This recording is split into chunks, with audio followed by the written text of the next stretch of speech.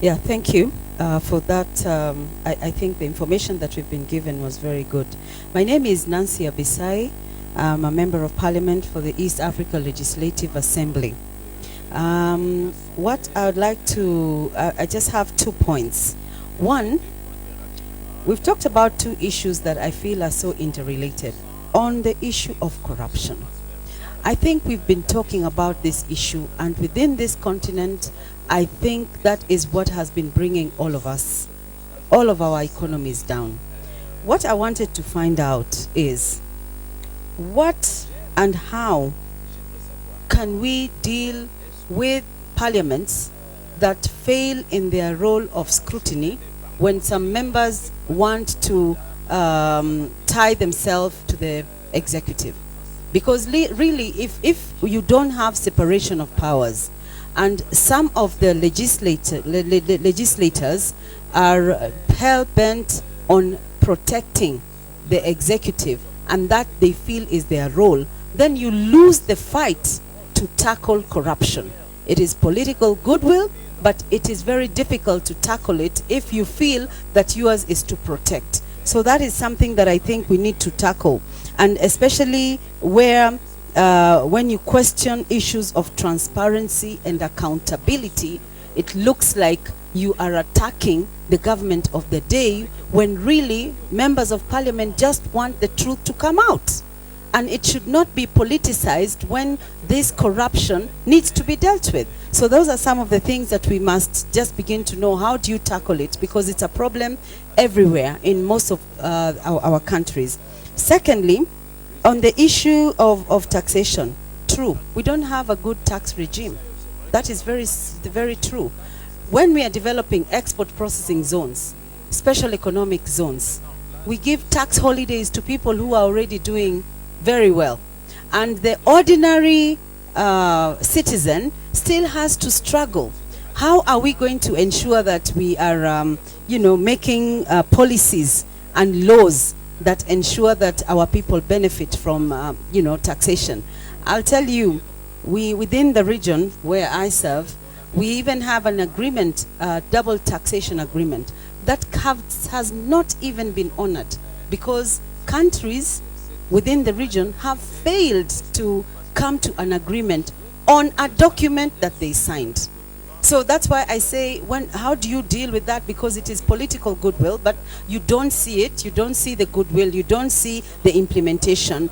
And lastly, sometimes you can have the laws, but what happens to enforceability, implementation? We are so good at making policies. I totally agree with you, Mrs.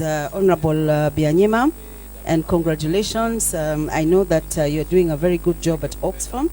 And I just wanted to find out, how do we make this a moral principle, so that as leaders they can be able to accept that that is what drives us, that is what will ensure that we get out of where we are right now, and that we have a tax regime that benefits the ordinary citizen, and get out of the more badly designed tax system that we have witnessed in our partner states. Thank you.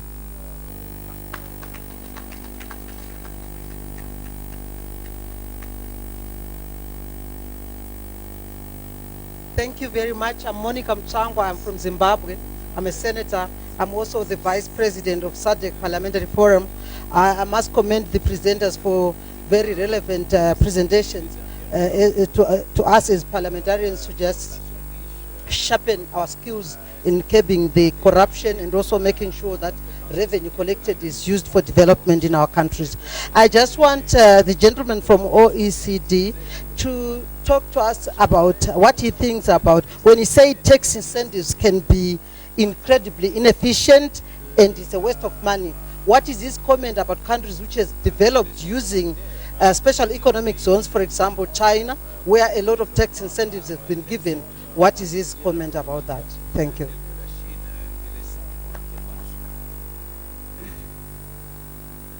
Thank you very much, Miss Moderator. My name is Mtati Beren. I'm from Lesotho. I'm the senator. I want to register my point on taxes, and that is, it is immoral to not to pay taxes. You say the developing countries must raise enough taxes in order to pay the public goods, that is health, education, old age pensions. Those are the public goods that the private sector cannot offer with the price that can be offered by the public. However, the investors are likely not to be attracted to countries that taxes are very high. Another problem that we face is bureaucracy. You find that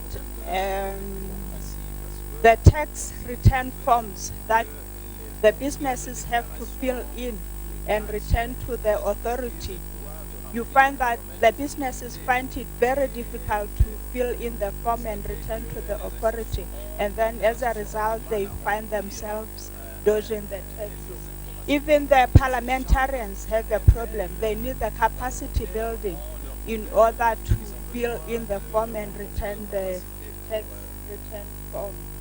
Another thing is more transparency to ensure all public resources are being used on good use.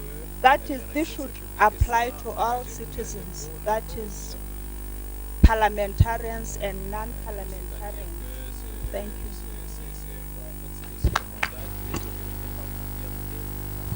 Thank you. I have the gentleman at the back there, the honorable, and next over here.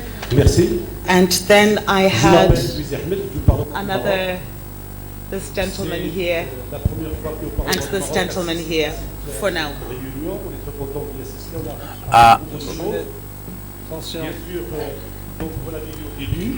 As you said at the start, as you said in the beginning, we need to mobilize means for realization of Millennium Development Goals,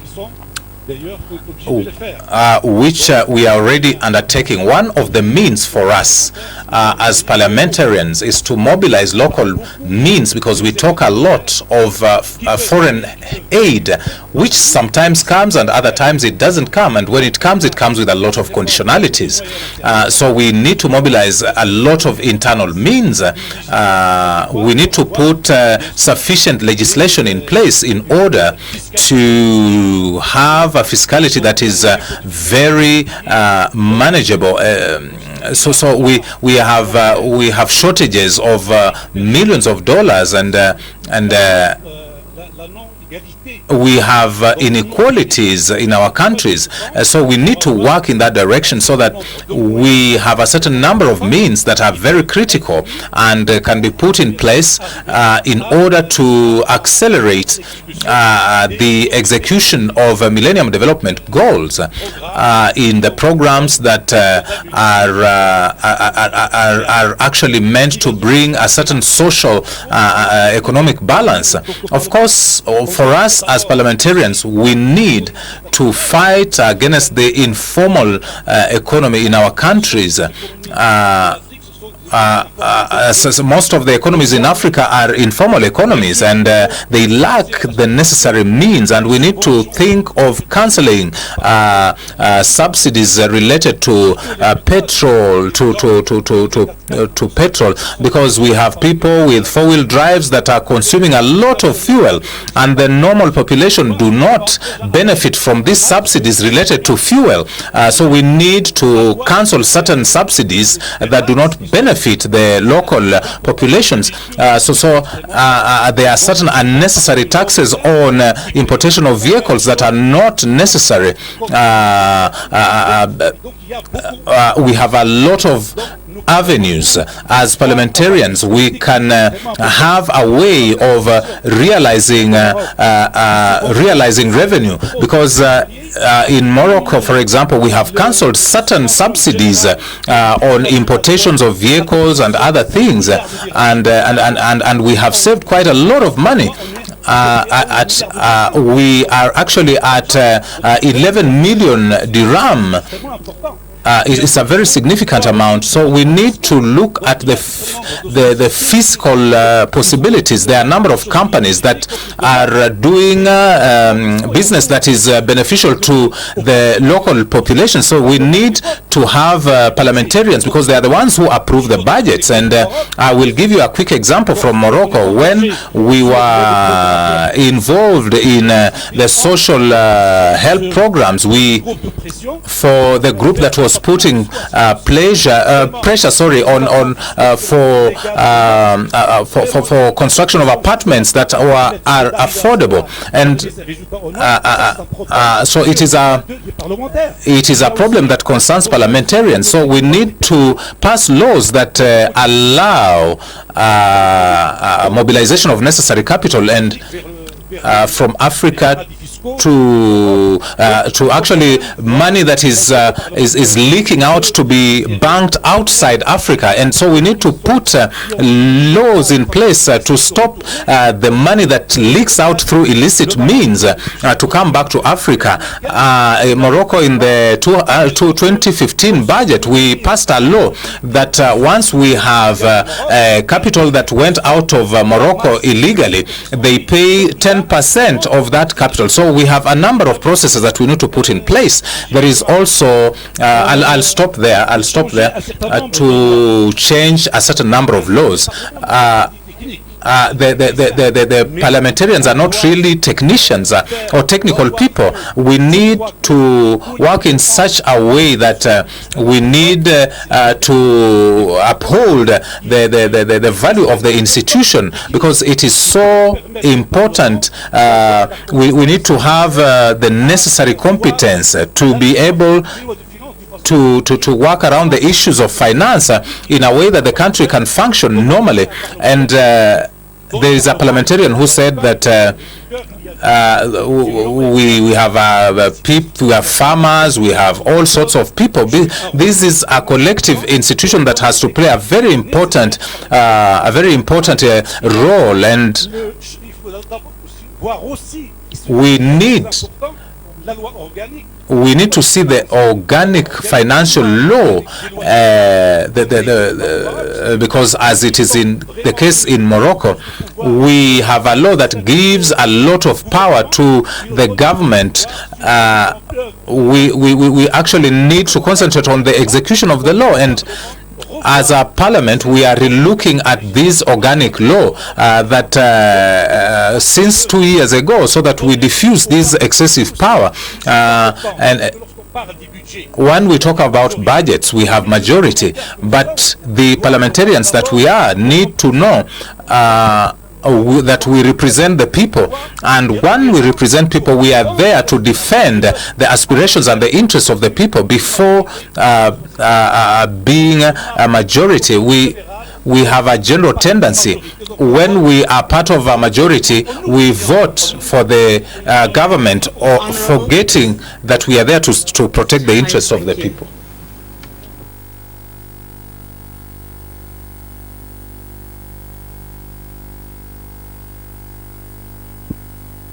Thank you. I'm Joseph Mbatndam from Cameroon, a deputy speaker from my country, and coming on behalf of the CEMAC Parliament here. I know that our problem, the problem of exercise of our oversight functions as parliamentarians, is what is critical. It is critical because we find ourselves with weak governments that also are falling prey to the global situation. And I want to insist on global taxation, because global taxation is intricately linked to foreign aid and financing. And since our economies are weak, foreign donors tend to push us to adopt investment codes which favor them than favoring us.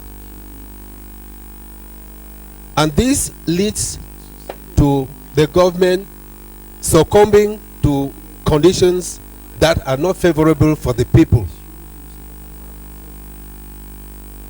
That is why, to my mind, it is not so much legislation.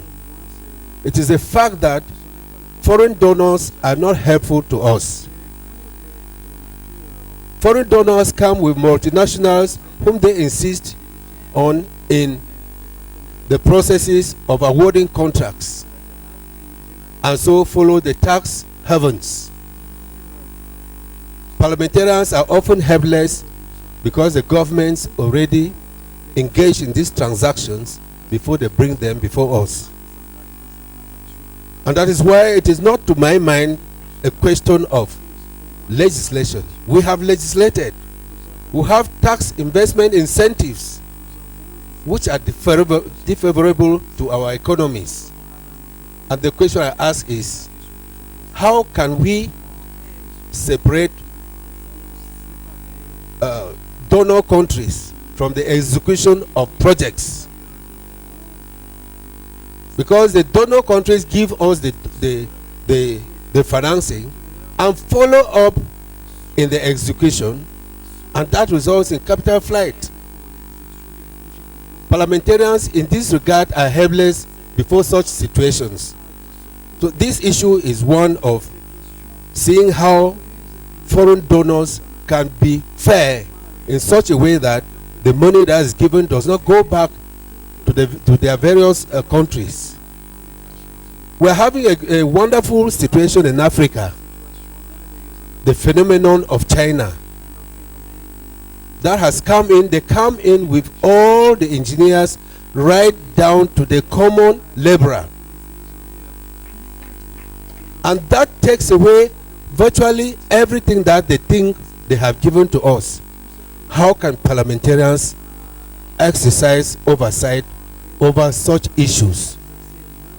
So we tend to believe that until we strengthen our governments, until we strengthen our governance apparatus, until we have a new vision to what we call foreign financing and aid, we will continue to pretend that parliamentarians can be of use, whereas the laws, the fundamental laws, the constitution and so forth are clear.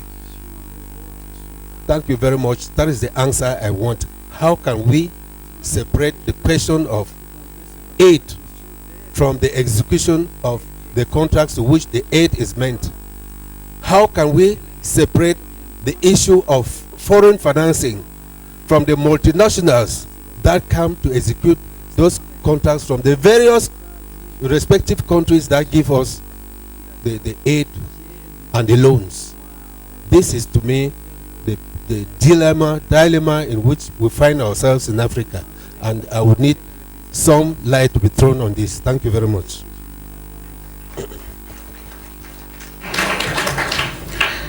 Thank you, Honorable. I'm going to take two last interventions. We had one here and one there. We'll see if we have time after the feedback for some more.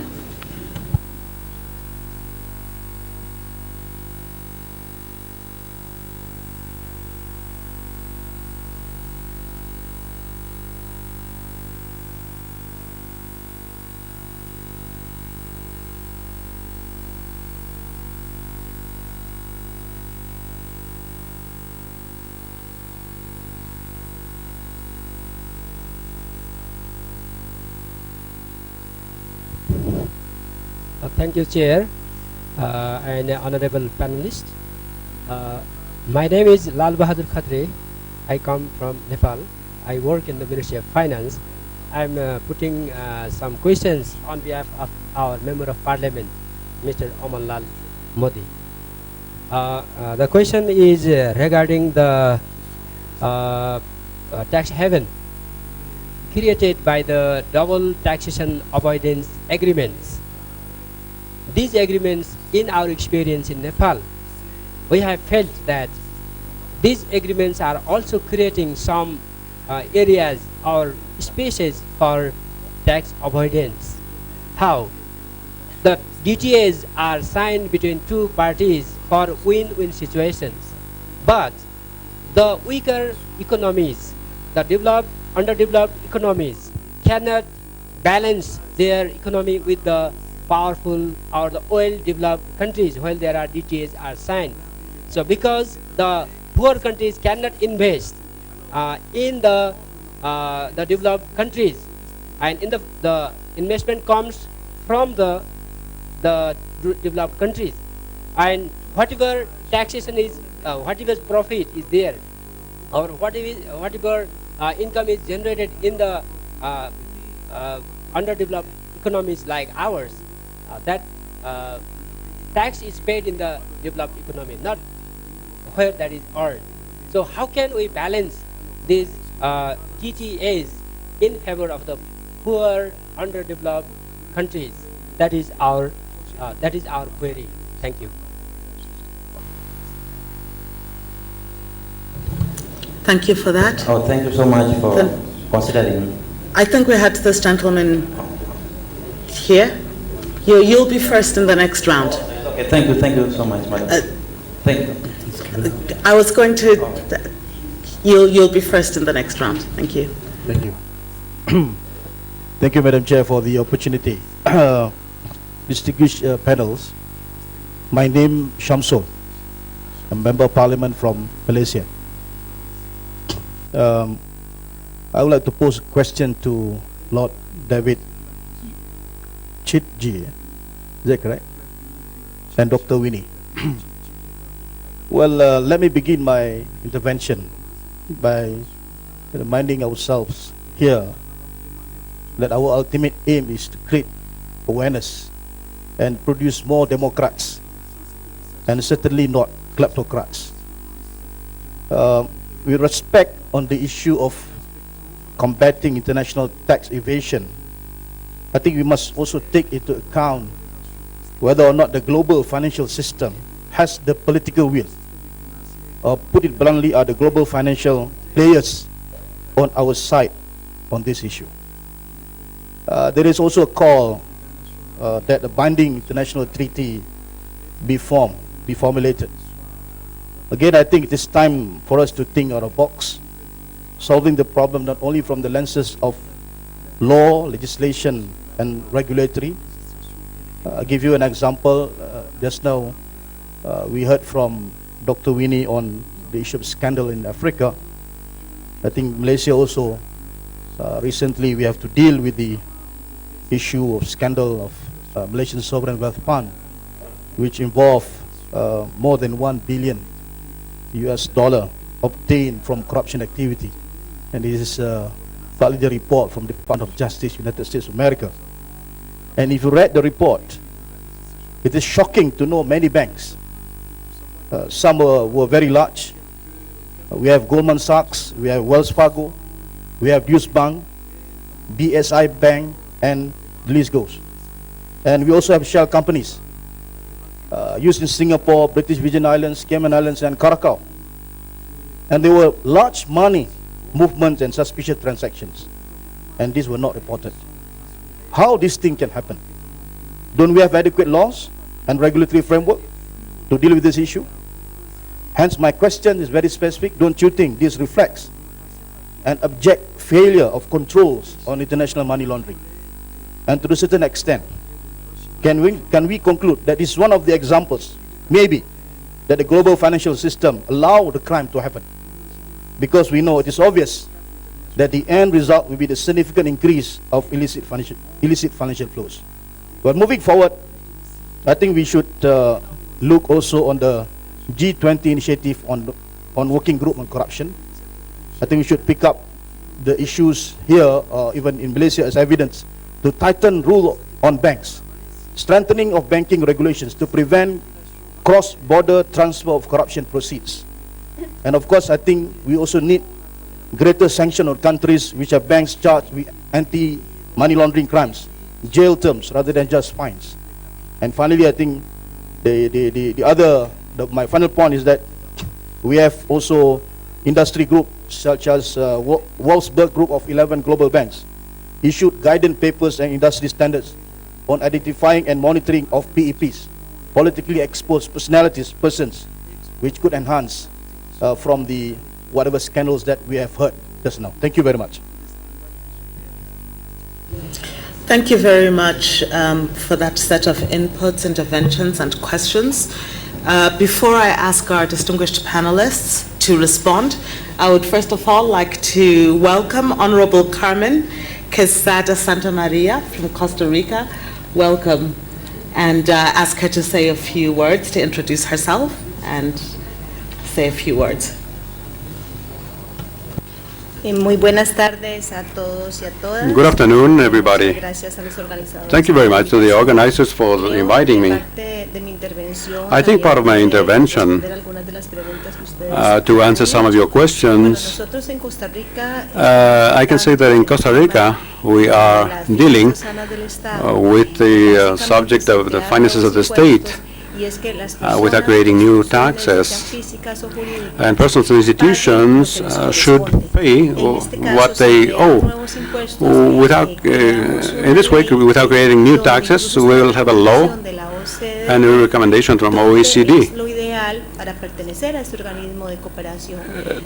in order to cooperate. And in that way, we put faces on those companies. In Costa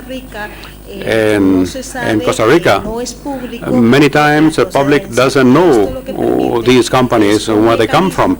In this way, we can have a mechanism which we call a maneuver, a mechanism for maneuver, which is useful in our country. That mechanism allows those companies precisely to transfer their capital from one company to another. And so the final beneficiary are the same people, the final beneficiaries. We have a company which is actually several companies, and the final beneficiaries are the same persons. So thanks to this lay, we put a face on those names, and we know how those companies are made up. And this is part of our struggle against fraud. And there has even been a recommendation from OECD.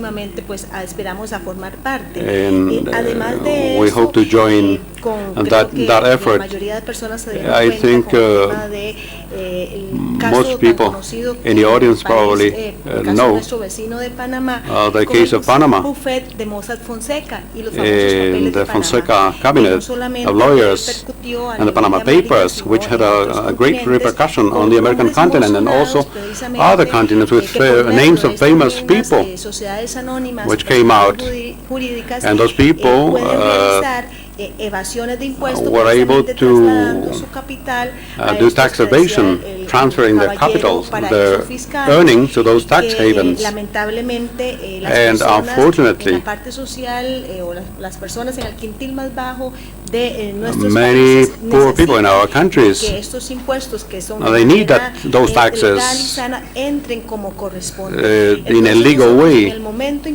So when Costa Rica was involved in that international scandal in the Panama Papers, we saw that in Costa Rica approximately 362 companies were created by that Fonseca company, and the residents were Costa Rican. There's 75,000 documents from Costa Rica which have been revealed, which have to do with that kind of companies.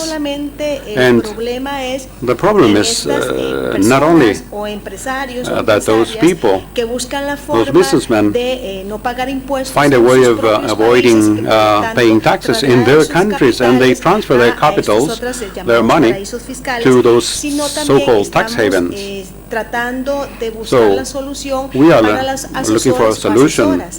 Esto significa que estas sociedades anónimas no solamente el dueño de esa empresa sabe cómo hacer ese mecanismo o esa maniobra. The owners, they know how to do those maneuvers, as we call them, to transfer their money to avoid paying taxes to the country where they are based. So we set up a special commission Commission, in the light of this scandal, which has been working for about 5 months after that international scandal. And we are trying to close the legal loopholes in our legislation, in our constitution, thanks to which those companies are able to do those operations. We want them to be legal. We set up 9 people commission. We have 57 members of parliament, and that commission has begun the work of consulting with those people who participated in those operations, thinking they were doing legal things. And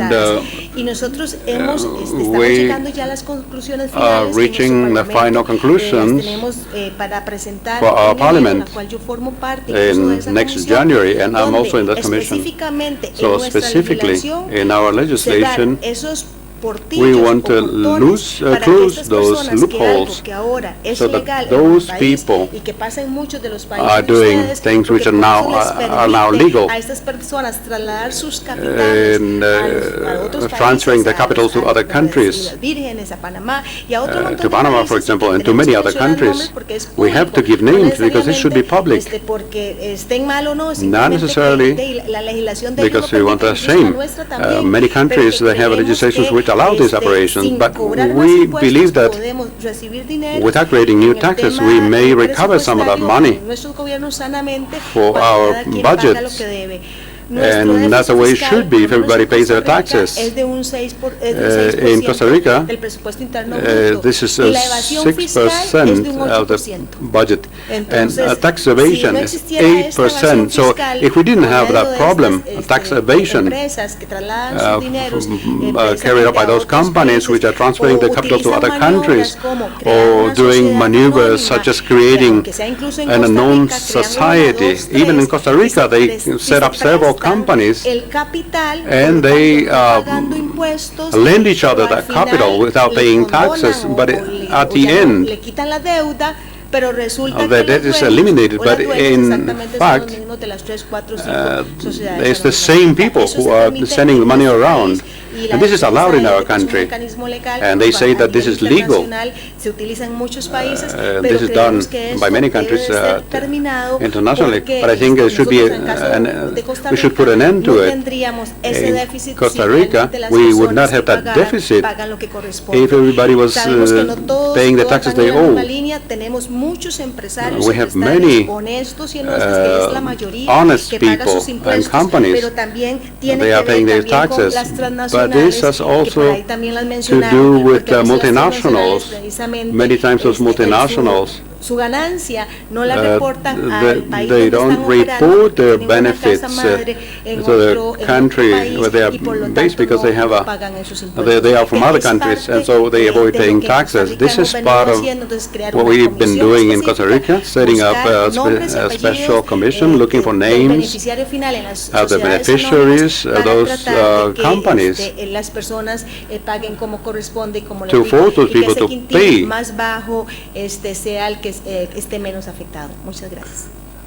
Thank you very much. Thank you, Honorable. We're going to get some of the responses to some of the questions that were asked earlier on, and we'll see if we have time to take 1 or 2 more afterwards. I think a lot of them were really inputs into the discussion, and there were a few questions. Let me know, you'll remember those ones that were directed at you, but amongst them was how do we make this a moral principle? Joseph, there was one for you around tax incentives that can work, at least that was how I heard it, and your take on that. Is it possible to cancel some taxes that are unnecessary? How do we begin to look more critically at the tax system that we have in place? And how do we separate aid from the execution, because this is where a lot of the capital flight takes place? Okay. Madame Pianima? Thank you, Chair. There was a question around capacity building first to share some information.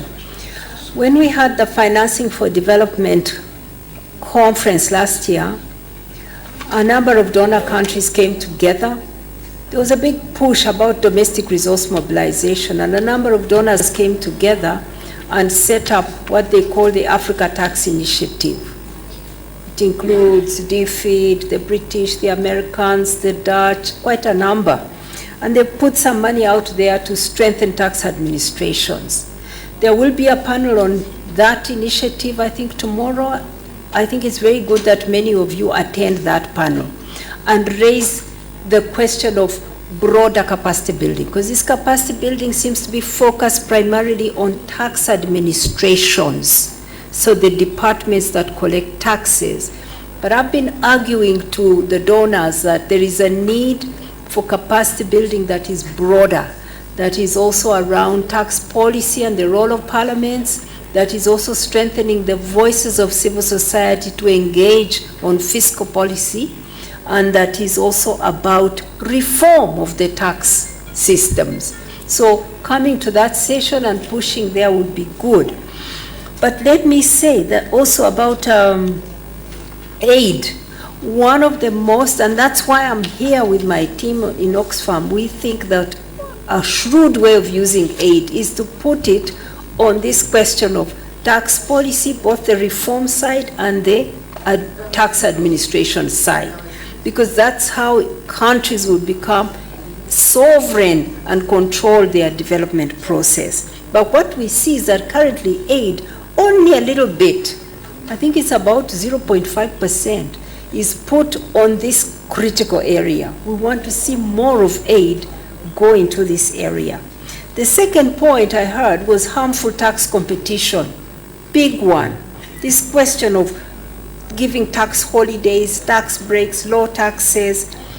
It is wired in the global system because no one country is going to be able to stop harmful tax competition unless we have a global and regional approaches to this. The BEPS process that made some progress on this global tax system didn't touch this particular issue, and this is the issue that hurts poor countries the most. That big companies come on a private jet, the chief executive talks to the president and says, well, if you can give me a tax break, a tax holiday, and this, then I'll bring my company. And if the president says, no, but what about this? Oh, okay, I'm going next door to the other country, they're going to give it to me. So this weakness, the strength of the multinationals against poor countries cannot be addressed unless there's a global approach. Hence the need for you parliamentarians to really push for a global tax body where we can control harmful tax competition. The third point I had is a moral issue one. We need everybody. We need everybody to make this a moral issue. As I said, there were issues. Remember, 20, 30 years ago, smoking was fashionable. Tobacco companies were the biggest money makers. But today, no decent company invests in tobacco because it kills. It was made an immoral issue. Look, one man called Warren Buffett, a billionaire in America, has been saying this point again and again, that I, Warren Buffett, the billionaire, I pay less tax than my secretary, relatively. When my secretary, her income, when you compare the tax she pays to her income, it's higher than the tax I pay to my income, me the billionaire. Powerful. It makes a moral point. So all of us, especially opinion leaders like yourselves, can make this a moral issue, publicly campaign around it, and make tax injustice immoral. So I'm calling on you, let's campaign together. On the question of parliamentarians not wanting to speak out because they fear the executive who is going to politicize, this is political capture, my sister. This is political capture, because the first thing is that the executive, by taking a position of retrogressive taxation, of tax breaks for multinationals, that executive is already in a cozy bed with companies and working against its people. So if you in the parliament decide to support that, then you've also chosen to be in a cozy bed with companies against your own people who need the revenues. That's what we call political capture. I'll give you one example from a study we did in April this year.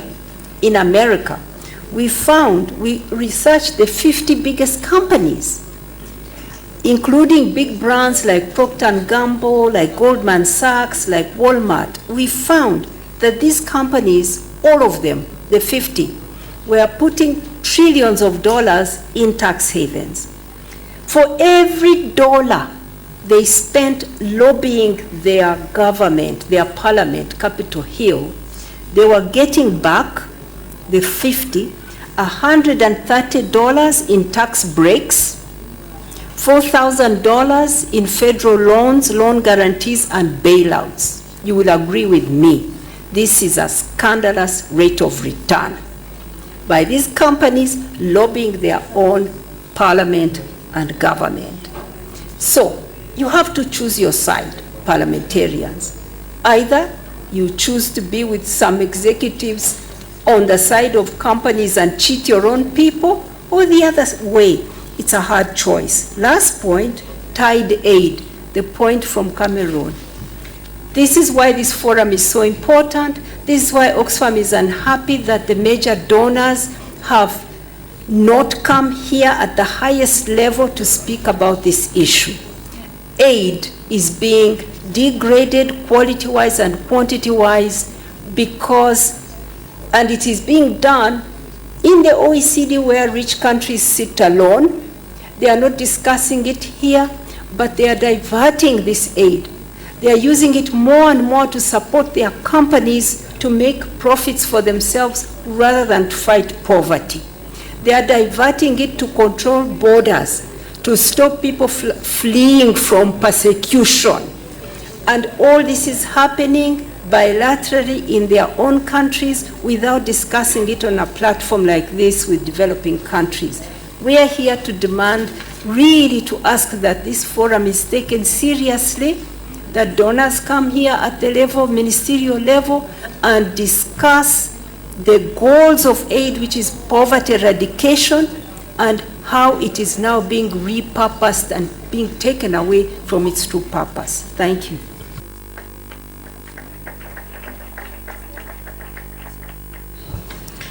Thank you, Madam Yanyima. Lord Chidi. Thank you very much. I can recognize, after what we said, and putting that to one side, I can recognize at least two questions that were directed specifically at me, I think. So I'll answer those as best I can. The first one was, I think, a lady from somewhere over here in the room was talking about the difficulties for parliaments and parliamentarians to deal with these tax issues because they don't have the knowledge or the expertise to do it. And it's a very good point, because parliamentarians are elected for all sorts of reasons, but not specifically for their knowledge about tax affairs, as you would appreciate. However, let alone their own, yes.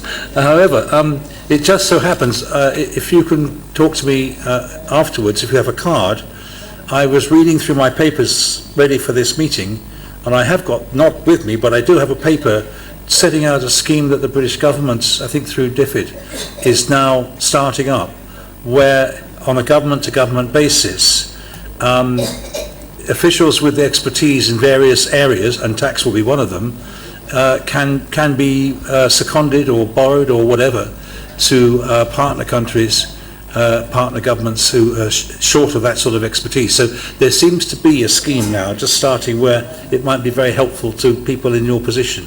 So if you could let me have a card or something later, I will do what I can to make that work. So the other one was the gentleman from Malaysia. And can I say, sir, I agree with everything you say. It is a huge problem to try and deal with the power and the skill and knowledge of people determined to avoid and defy a system of tax regulation on an international basis. And I speak from the heart because I come from England. The City of London has a reputation second to none about the management and manipulation of funds around the world. I'm not suggesting for a minute that it's all illegal. That would be entirely wrong. But I do know how difficult it is to police, because I don't know what image people have of the City of London. Everyone will have a different view and a different perspective. But the City of London is a very strange place. It's not massive buildings with thousands of employees. There are some of those, but most of the firms working in the City of London in the legal and financial areas are one or two man businesses. They're all about transferring stuff electronically. I've heard it said there are 40,000 of those firms in that square mile of the City of London. I don't know whether it's true or not, but just imagine how difficult it is to police that. And you see, it's a huge task. All I can say is there is a genuine desire amongst the political establishment in England to bring these people under control. And we hope we have the support of the countries who are the victims, because it's usually the developing world that are the victims. We hope we have the support of their governments and their parliamentarians to help us to try to curb, restrain and eventually eliminate this sort of money laundering.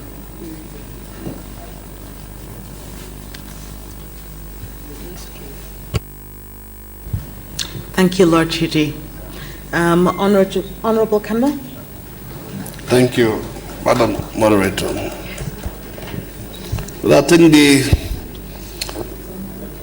fundamental responsibility of parliamentarian being who they are as politicians, whether in the ruling party or the opposition party, is to work for the interests of the people. We all go out election time to campaign, pledging to our people that we will seek their interests. And so there are difficulties though, because over time comes election, the members of parliament are changed. But the fundamental responsibility of parliament is to work in such a way that the masses of people derive the benefit from their work. And so I agree with my distinguished colleague here that the responsibility of parliamentarians is addressing these anomalies and try to correct them so that the life of our people are better. It's a continuing project. So as time goes on, the issues develop themselves. Parliament must be able to intervene through legislature to make sure those issues are addressed and the loopholes are arrested. That is an ongoing process that we must embrace ourselves with all the time. In our case, and all of these efforts require not only local initiative but also international cooperation. In our own effort within the West African region, the ECOWAS Parliament and member states have been able to legislate to formulate through protocols of convention, convention against corruption, conventions against money laundering. All of these instruments are a measure in helping to address the problems of tax administration. In fact, recently we have legislated in ECOWAS the external tariff, the common external tariff, that try to harmonize taxation within the region so as not to create a situation where people over time will just arbitrarily be teaching tax rate within the sub region. So these are some of the measures I think parliamentarians should get involved with. It is an ongoing project that we should remain committed to. Thank you. Thank you very much, Honourable Canmore. Honourable Santa Maria, any closing remarks or responses to queries? Creo que la corresponsabilidad como I parlamentarios think our responsibility as members of parliament, men and women, is total. We only have one chamber in our parliament, but our responsibility is to generate relevant legislation, so that everybody will pay their taxes. We are not talking about new taxes. We are only talking about giving an equal treatment to everybody. Laws should apply to everyone across the board, because everybody who should contribute should pay. Everybody is equal in our countries. They should pay the taxes. It is our responsibility to see where the loopholes are in our legislation, which are allowing tax evasion. We should not take it lightly. I don't know. I'm sure you have commissions also in your country, and authority having to do with taxes. Maybe you can have a commission like ours. We set up a specific commission precisely to go out and see the weaknesses in our legislation in order to carry out the necessary reforms, or a new law perhaps having to do with paying taxes as people should. So members of parliament, we should all do what people elected us to do, legislate for everyone, not only for a few privileged people. So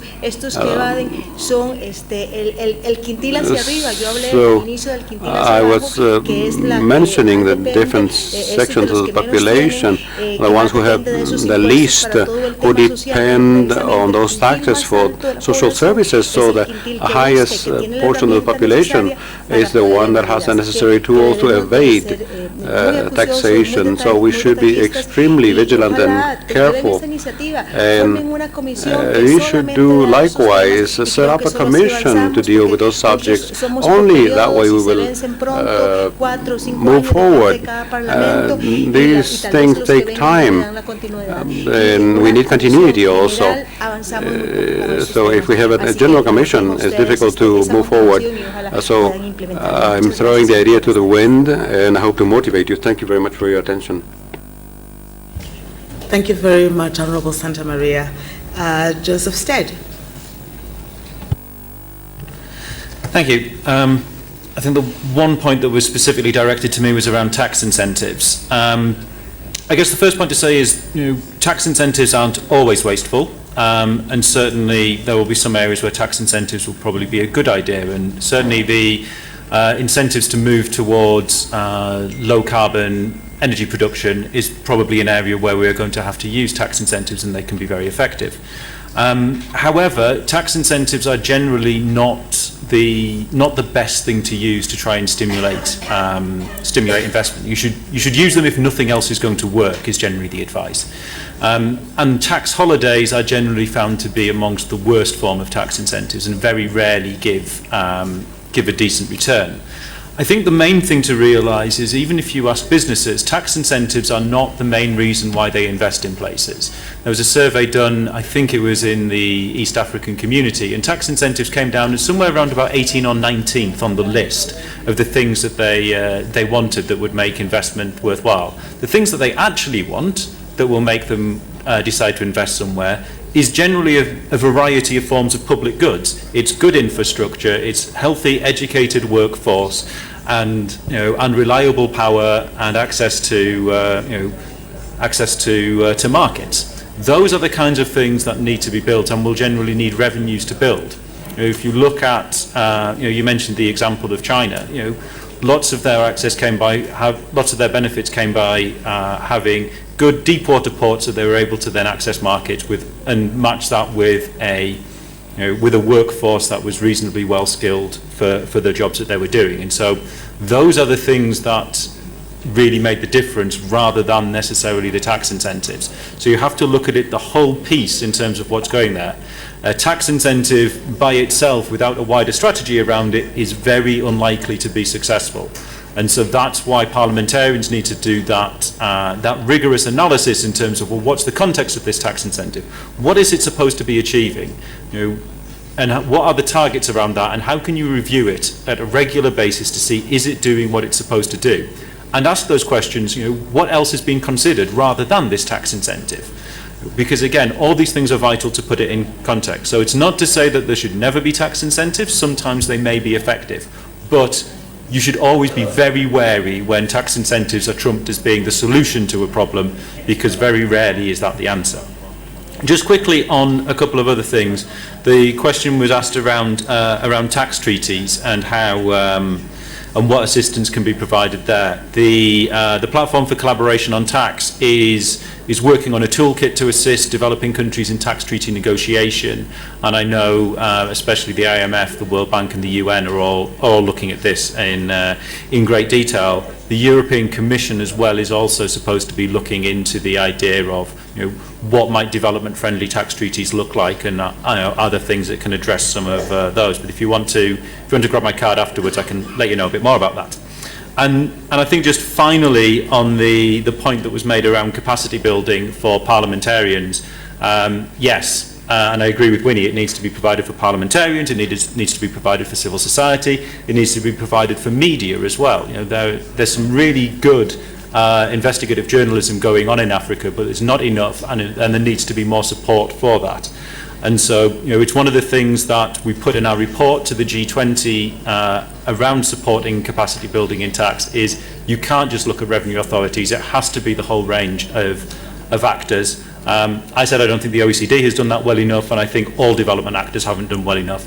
And I agree with Winnie, go along to the Addis Tax Initiative event tomorrow. I think it's at either 12:30 or 1:30 in the room next door, I think, and do make that case that some of this increased funding that's going towards capacity building in tax has to go towards parliamentarians, it has to go towards civil society, it has to go towards media, because unless you have the whole society engaged in this, then you won't get the movement that you need. It will just stay down in the technicalities, and much as the OECD loves the technicalities, that is not where all the change takes place, and we need more than that.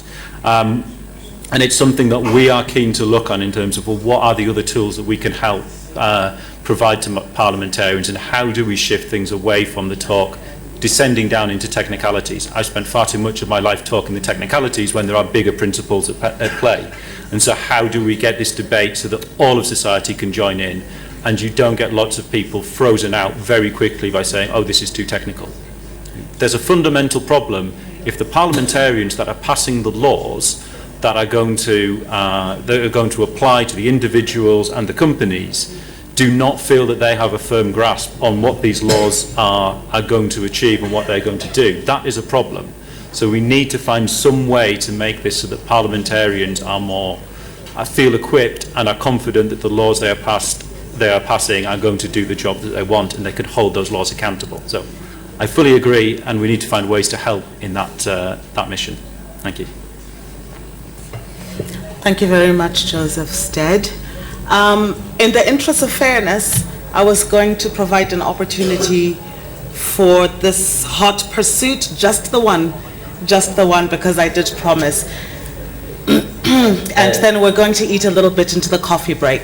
Thank you so much, Madam. My name is George Bush. I'm a member of Parliament for Pan-African Youth Parliament. And as I stand here, I represent that entire institution in this room. Before I get into the point that I want to make, I want to say that this is the first time in my life that I've shared a platform with a Lord from the United Kingdom. And definitely, now my next challenge is when I will share the next platform with the Queen of England. Having said that, taxation, the issue of taxation has been around for as long as man has been in this planet. But the importance of taxation has been reinforced in modern times with the two, I could call them revolutions. And that is what I want to base my submissions on to this evening. In 1215, after the death of Christ, somewhere called London, the city of London, just 40 miles at a place called Runnymede, King John, who was the king of England by then, was confronted by barons. These barons wanted to be involved in the process of taxation, And King John had unilaterally decided to impose taxes without consulting his people. These barons, threatened the institution of monarchy. Those who come from United Kingdom, you know what the institution of monarchy means. They wanted to eliminate that institution if they could not be involved in the process of, formulating, tax rules.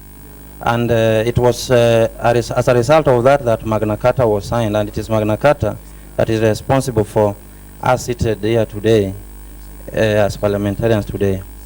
Therefore, the point I want to underscore is that the tax laws or rules that are set by a state, there should be continuous process of consultations.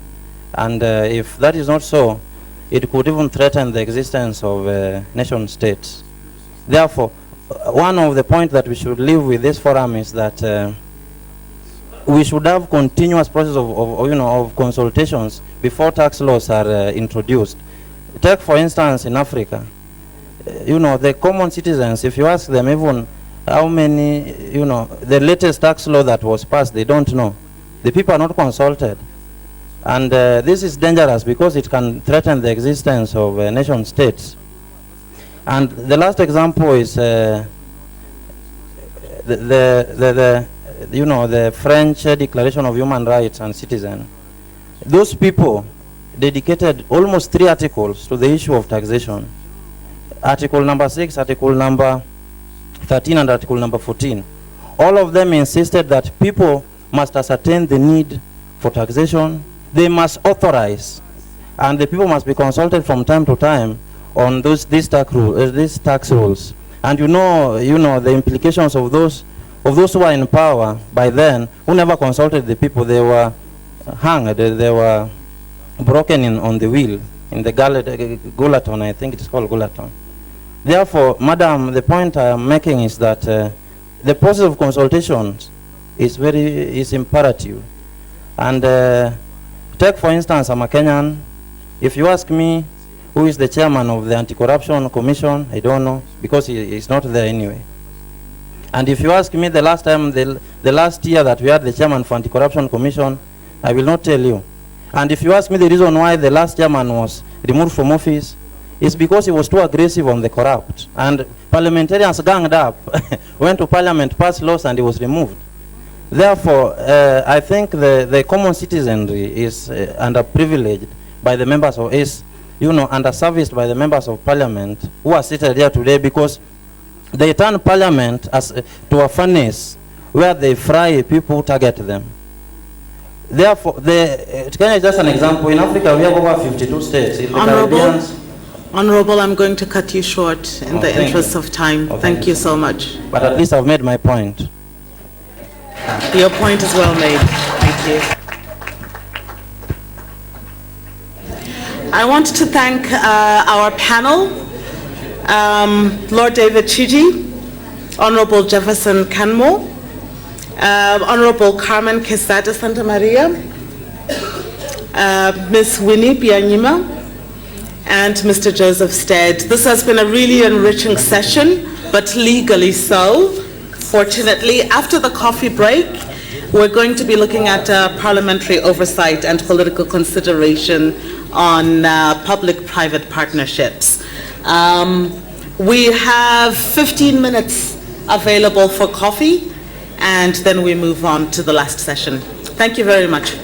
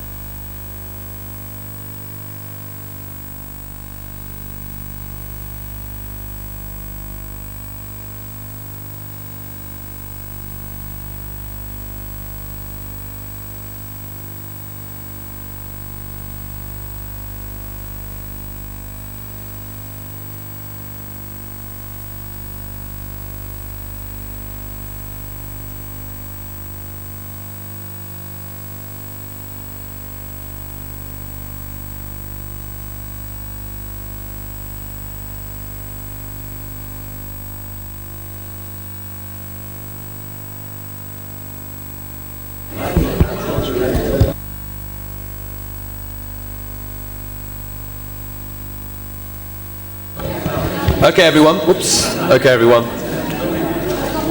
Let's get going. We're 15 minutes late. I'm not sure what Alessandro will tell me about that, but let's start anyway. I've got a really fascinating discussion today about a very, very important topic that is constantly discussed, has been on the agenda now for many years. But still, for those of us that don't study it the whole time, it's still quite sometimes quite a complex area. I've got 3 MPs on the panel and 1 researcher and CSO representative. So to my left, the Honourable Petra Bear, Member of Parliament in Austria, and then further on my left, the Honourable Shamsul Akin, a Malaysian MP. Over there on my right, Maria Batra Barruga, Rosa Maria, who is a Member of Parliament in Peru. I think you'll be speaking in Spanish. And then here I have Mr. Jeroen Quackenbos, who is at Eurodad. And I'm actually going to come to him first because, like I say, it's quite a difficult area, and I suspect that a number of people in the room might need at least to be reminded about the main issues. So I think before we go and speak to the people that have seen it and have views on it in their own national contexts, let's ask, without further ado, Jeroen to explain the parameters of what a PPP is, and the reasons why there are concerns about them. If you can say anything positive about them and give it that kind of level as well, or why people are excited by them, but also explain what the concerns are, just to give us a grounding, and we can go from there. Good afternoon, everybody. First of all, thank you all for inviting me here. As mentioned, my name is Jeroen Quackenbos. I work for the European Network on Debt and Development as a policy and advocacy manager, primarily focusing on public finance. And I've been asked to discuss with you our position on PPPs and give a little bit of background information on how PPPs work and how they are structured and why they become such an important issue in recent years. So a PPP is a public-private partnership. This is not to be confused with public-private development partnership or public-private discourse partnership or any kind of conversation. This is very much of a transactional tool that is used by governments in order to implement public service delivery. It's quite a fascinating field because there is no one definition for a PPP. You have different takes on it. Different countries have different definitions for how they should be structured. You have some countries which have successful examples of PPP. You have many countries which have unsuccessful examples of PPP. But essentially it is a situation where the government outsources some kind of function that was previously nationalized or was part of the national government competency to the private sector in return for guaranteed returns over a stated period of time or for actual transference of ownership of that element to the private sector, whether it's something like a toll road, a hospital, some kind of sewage treatment is a very popular example, or even provision of water. Is quite often the areas where PPPs are utilized. There are several elements that make PPPs attractive. The first is that right now the multilateral institutions are very keen to finance them. So it's much easier to get money for a PPP than for a traditional public procurement project, which makes it attractive for governments and actually pushes the bias towards PPPs. And then there is the fact that because there are things called contingent liabilities and guarantees which are not put on the balance sheets of governments, it means that you can do the project without affecting your balance sheet and without going over your public borrowing envelope. So you can do a PPP and it has the appearance of being significantly cheaper than a traditional public procurement project. And this is where we come in terms of our concerns. We've done a lot of research on PPPs, primarily in partner countries, but also in developed countries. And we found that the fiscal problems that they're often sought to fix, they actually made worse. They actually make worse. And this is primarily due to the accounting regulations surrounding PPPs. The fact that they are off the balance sheet means that you do not have an actual effective cost or risk assessment of the project. So you don't actually know what the cost is going to be down the line. And this is very important for parliamentarians when you have to approve these projects or look at the government budget and make sure that the government is not exceeding its public spending or its public borrowing, because essentially it means that this is off the books. This is challenging for governments and for CSOs in terms of transparency and accountability. And while in the short term it can achieve results, in the long term it can have incredibly negative consequences. And we've seen examples such as the case of Colombia in the late 90s, where during a financial crisis, all of the guarantees were called on public-private partnerships at the same time, and these were hidden costs, which the government didn't actually know about. And in the period of a financial crisis, basically 3% of Colombian GDP disappeared. It went out the window as it was expropriated by the partners who were implementing the public-private partnership. So they had to implement a new rule which required that it be on the books and that there be set-asides for the guarantees to ensure that these things could be covered. What we call PPPs, in terms of what they do, is they create an affordability illusion. They make projects which otherwise would not be affordable seem affordable, primarily due to this perverse accounting system. So it actually creates an incentive for the government to spend on more expensive projects that it actually cannot afford, but seemingly have become affordable due to the public-private partnership. This can be largely problematic because there's this thing called contingent liabilities, which is essentially a black box. It's hidden costs that could occur down the line if there's project failure, if one of the private partners pulled out, if it turns out the financing wasn't in effect. And usually that means that if there is project failure, all the private cost is transferred to the public sector.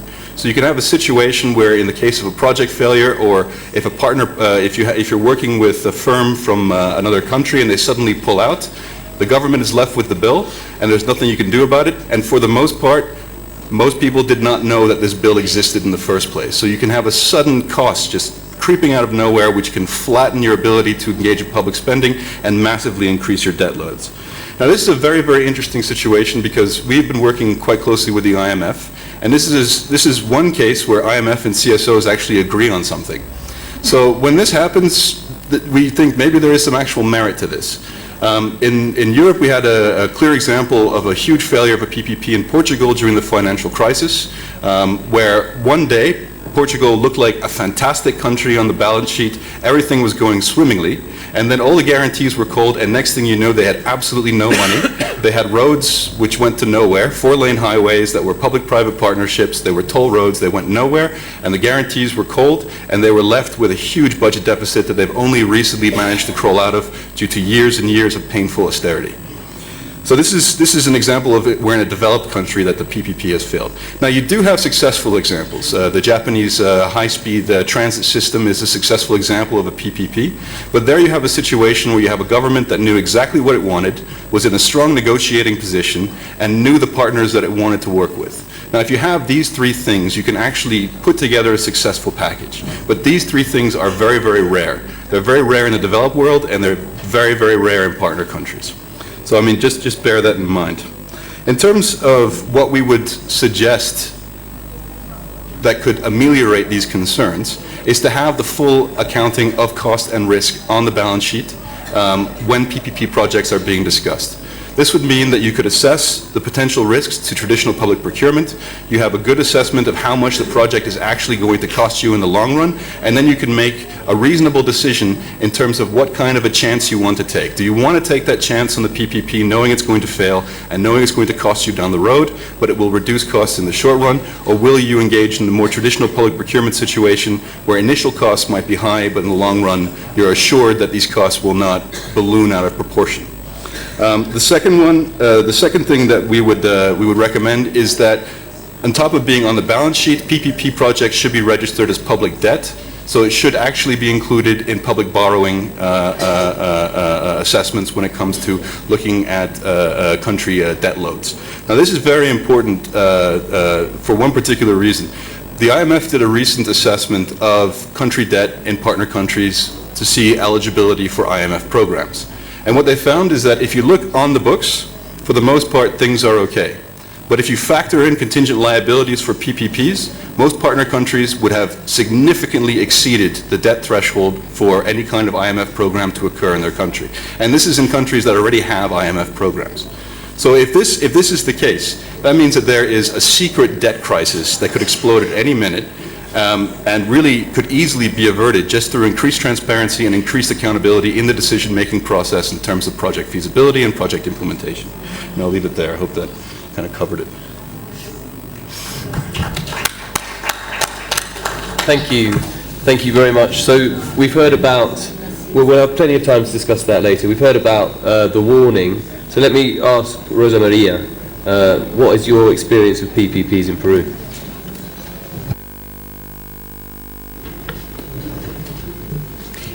Sí, muchas gracias. Thank you very much. Distinguidas y distinguidos representantes, Distinguished especialistas y representatives, público que acompaña specialists, esta and sesión. En el Perú, la public institucionalidad que establece la actual constitución política dada en el año 1993 in Peru, we have a permitió constitution que el since Estado adopte un 93, régimen económico and que pone como the presupuesto state principal el has its respeto main a la libre iniciativa privada, budget respect la to libertad de the empresa y la private libre initiative competencia. and free competition, and with the exception of the principle of subsidiarity, the state does not participate in economic activity. Precisely, that subsidiary participation is what creates the social content for our economic regime. And the state intervenes as an economic agent only to satisfy needs having to do with the public interest, and what that is not satisfied by private agents. When the state abandoned the exclusive role in public service, which did badly, it created tools for better levels of efficiency. And that's when the PPPs came to our country. We know they have benefits that the state on its own cannot reach, and they have created a framework for the implementation of public works. En ese marco general, con las asociaciones público-privadas se han construido So desde la we década have de los 90 built from the 90s, since the 90s, great highways for integration, airports, ports, schools, and we have covered the various services like health. We have helped thousands of people in our country. But in recent years, Peru has demonstrated that there are some improvements in infrastructures and services, but we still have challenges that our country has to manage. En la actualidad, right el now, panorama viene mejorando, the situation ya has que según las improved cifras de la because Agencia de according to the Proinversión de figures la inversión privada en mi país, about private denominada investment in my Proinversión, country, solo entre julio del 2011 between y July septiembre del 2015 and 2016 September se han 2016, adjudicado proyectos con montos de inversión there were superiores a los projects 16,000 millones de for more than dólares. $16 Y a la billion, fecha se tiene una cartera de and proyectos por with más de a 5,000 portfolio millones de for more than dólares $5 para billion infraestructura relacionada right now con for transporte vial, infrastructure que es la más related importante to en esta transportation, modalidad. which is the most Transporte important thing in this ferroviario, modality. electricidad, Railroads, electricity, saneamiento, hydrocarbons, servicios de salud, sanitation, puertos, health, hidrovías, ports, entre otros. among others. Del mismo modo, se ha implementado una nueva Also, we have institucionalidad con la implemented a new aprobación de la institutionality política de by promoción de la approving inversión a policy privada for en promotion of asociaciones public investment público-privadas, in donde se PPPs. fomenta la And participación in del this way, we sector privado promote the en las participation of modalidades the de private PPP, sector in the para modalities of desarrollar PPP proyectos que in order to contribuyan de develop manera projects to eficiente al contribute cierre de la brecha de la efficiently to infraestructura en el close país the y infrastructure mejorar gap el in the alcance y la country and calidad de los improve servicios the quality of public Así, services. también se busca dinamizar la In this economía way, we nacional, try to la promote generación de national empleo economy, productivo, generation la of productive competitividad del jobs, país the y asegurar que competitiveness los of the procesos de country, promoción and sean ensure realizados that the bajo promotion condiciones processes have been de carried out competencia, in sin clean discriminación de conditions ninguna without índole a los discrimination of postores any y en estricto cumplimiento de lo and establecido en los distintos respecting tratados suscritos the por el conditions Estado in peruano. the different Desde el lado treaties signed by Peru. la At the OCDE, international level, miembro, OECD, del cual nuestro país aún no es miembro, ha our country is not reconocido a que member nuestro yet, país, but sin ser OECD aún país has miembro, se adhiere a sus admitted that principios our para country has asociaciones respected público-privadas, those lo cual nos principles, permitirá fortalecer and la thanks to confianza that de we los will be able inversionistas to e strengthen the impulsar el trust mecanismo for de PPP de manera investors responsable y con with generación de valor por responsibility by dinero en el generating sector. value in the En public otras sector. palabras, In other estos nuevos words, compromisos these new institucionales institutional permiten una commitments combinación óptima entre costos y calidad de servicio, give us a de manera good que se logra una combination mayor calidad a so un that we determinado costo o attain los mismos better resultados quality with de the same cost or the same result at lower cost. In this scenario, where we need to provide efficient public services, parliaments have the crucial function of monitoring these established policies and investments by considering four main aspects. First, we have to verify that the management of resources and the public good and the services are done correctly to the benefit of all the citizenry. Second, monitoring and control during the implementation of the major project should be cautious, technical and responsible, which does not mean an obstacle but support to prevent irregularities that would affect the public good. Third, the modality of the PPP is a positive experience which allows a private agent to acquire experience and knowledge, equipment, technology, and it shares with the public sector that the maintenance and improvement of infrastructure or public services. In our case in Peru, we've been observing modalities of co-financing in order to generate attraction for the investors, which right now is not very motivated to participate. Fourth, the lack of precision in the contract between private and the state could lead to the cancelling of operations, and this would be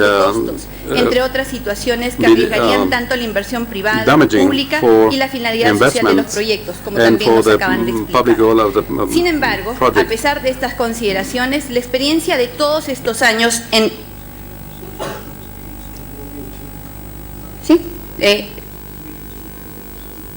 sin embargo, a pesar de estas consideraciones, la experiencia de todos estos años en mi país permite detectar que la participación del Parlamento Nacional puede apalancar las PPP del siguiente modo.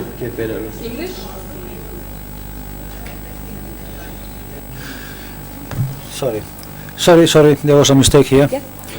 Yes. La última frase, repito. Sin embargo, however, a pesar de estas despite all these considerations, the experience of all these years in my country makes it possible to detect that the participation of the national parliament may leverage the PPP as follows.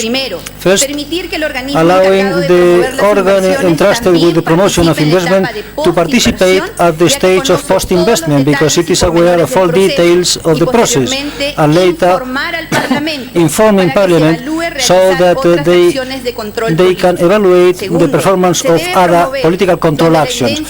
Second, it must be promoted where there are weaknesses in infrastructures that the investment projects be directly promoted. If there are important concessions, there have been important concessions, but they have not considered in the regions where there are a few processes recorded, especially under the modality of PPP. However, there have been in Parliament, in the Peruvian Parliament, working groups within the Commission for follow-up and control of concessions, privatizations, and public and private associations. These groups are not yet permanent. Therefore, well, it's speaking far too fast. So the Parliament.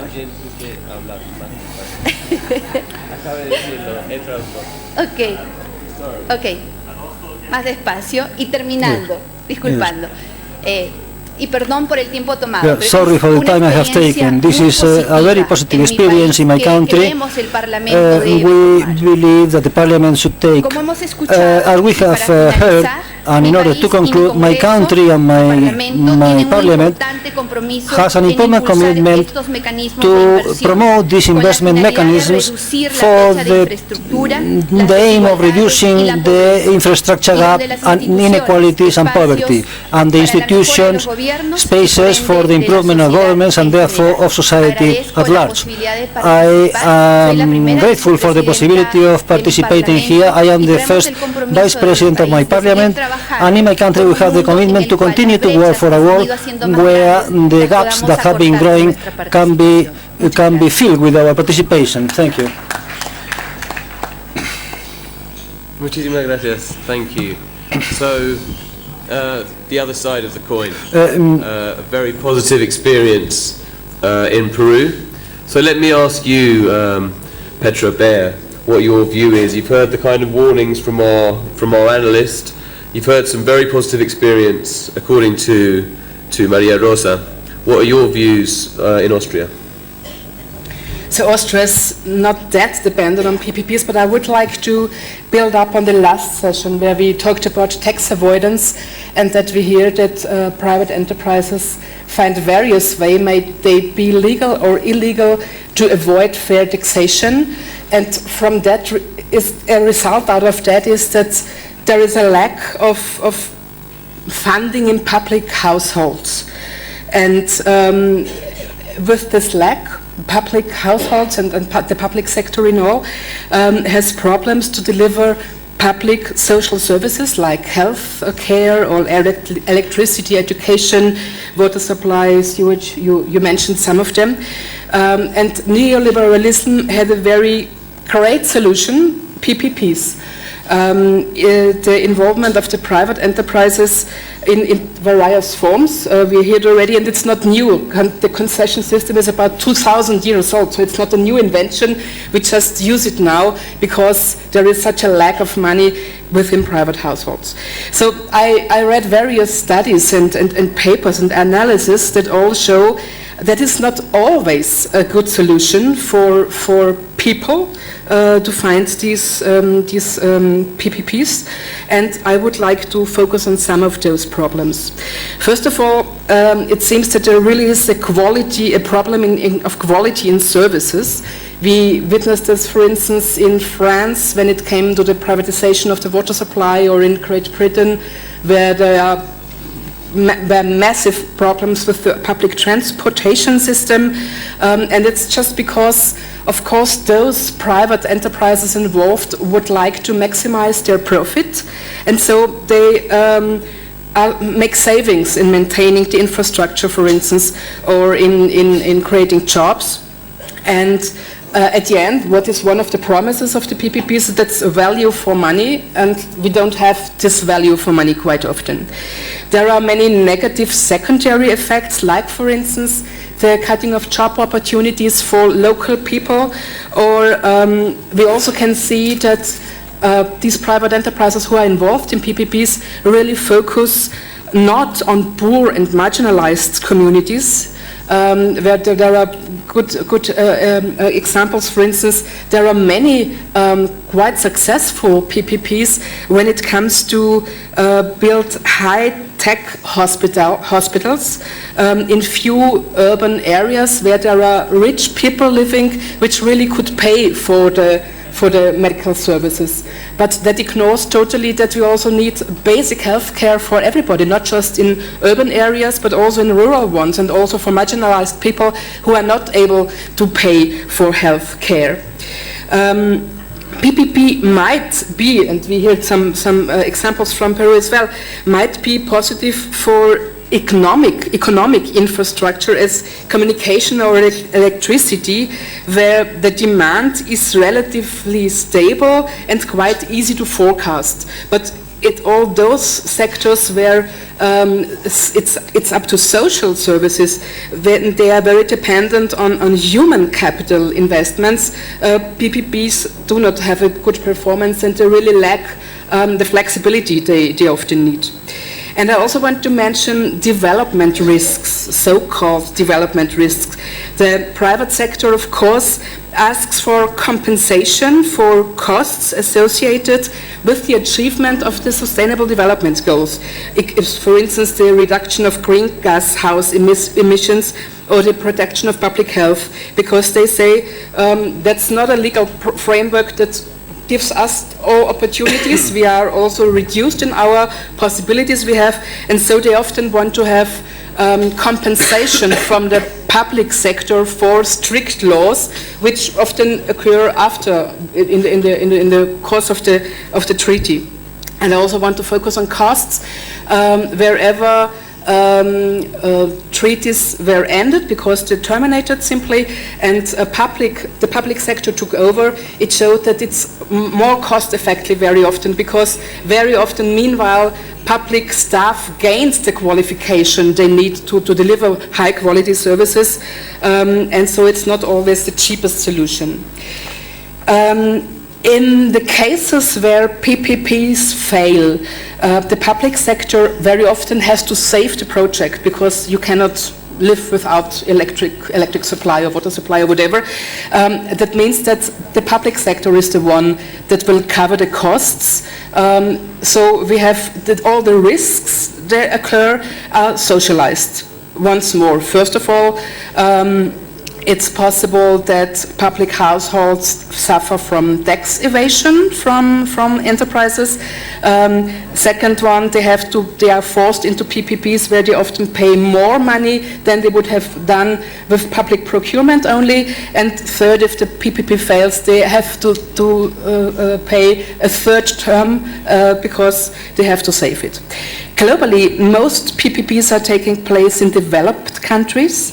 Often they involve enterprises of these developed countries. They often have partnerships with their own domestic enterprises, and that leads, of course, also to certain benefits for the country itself, because there are domestic working places created, or there is tax income if they pay taxes, or they foster a partnership that has built on for a long time, and even it could be very positive for a brand if they are involved in a positive PPP.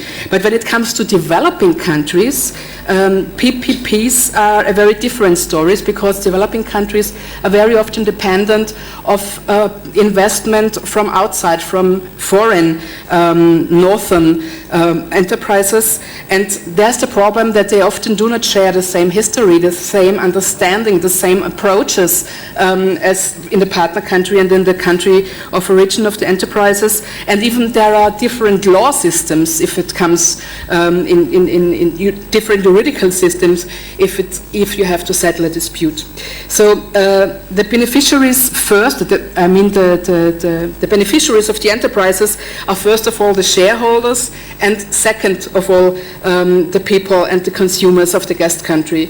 And I think it's very helpful to build, if we want PPPs, or if developing countries would like to have PPPs, it would be a better way really to focus also on the creation and the establishment of own domestic infrastructure and industry, because that delivers at least working places for the own people, and it's a much better situation than only be the deliverer of raw material from the periphery to the centers. So I think it would give developing countries much better chances if they had their own companies to build PPPs with.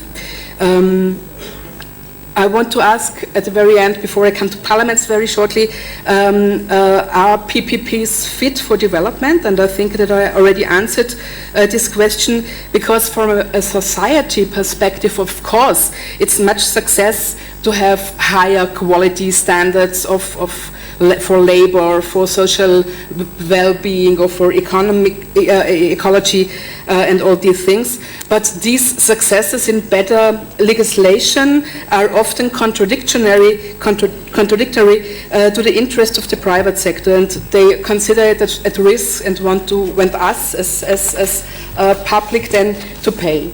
I'm going to ask you to keep your section on Parliament for later, because there'll be a chance to come back to the panel. I'd like to make sure that everyone in the room is involved. So let's finish with your presentation, Mr. Akin. Thank you very much. Thank you very much, Mr. Chair, distinguished and honourable panels, and also honourable members of Parliament. I will touch only on 3 aspects, because much has been said and explained about the PPP. As far as Malaysia is concerned,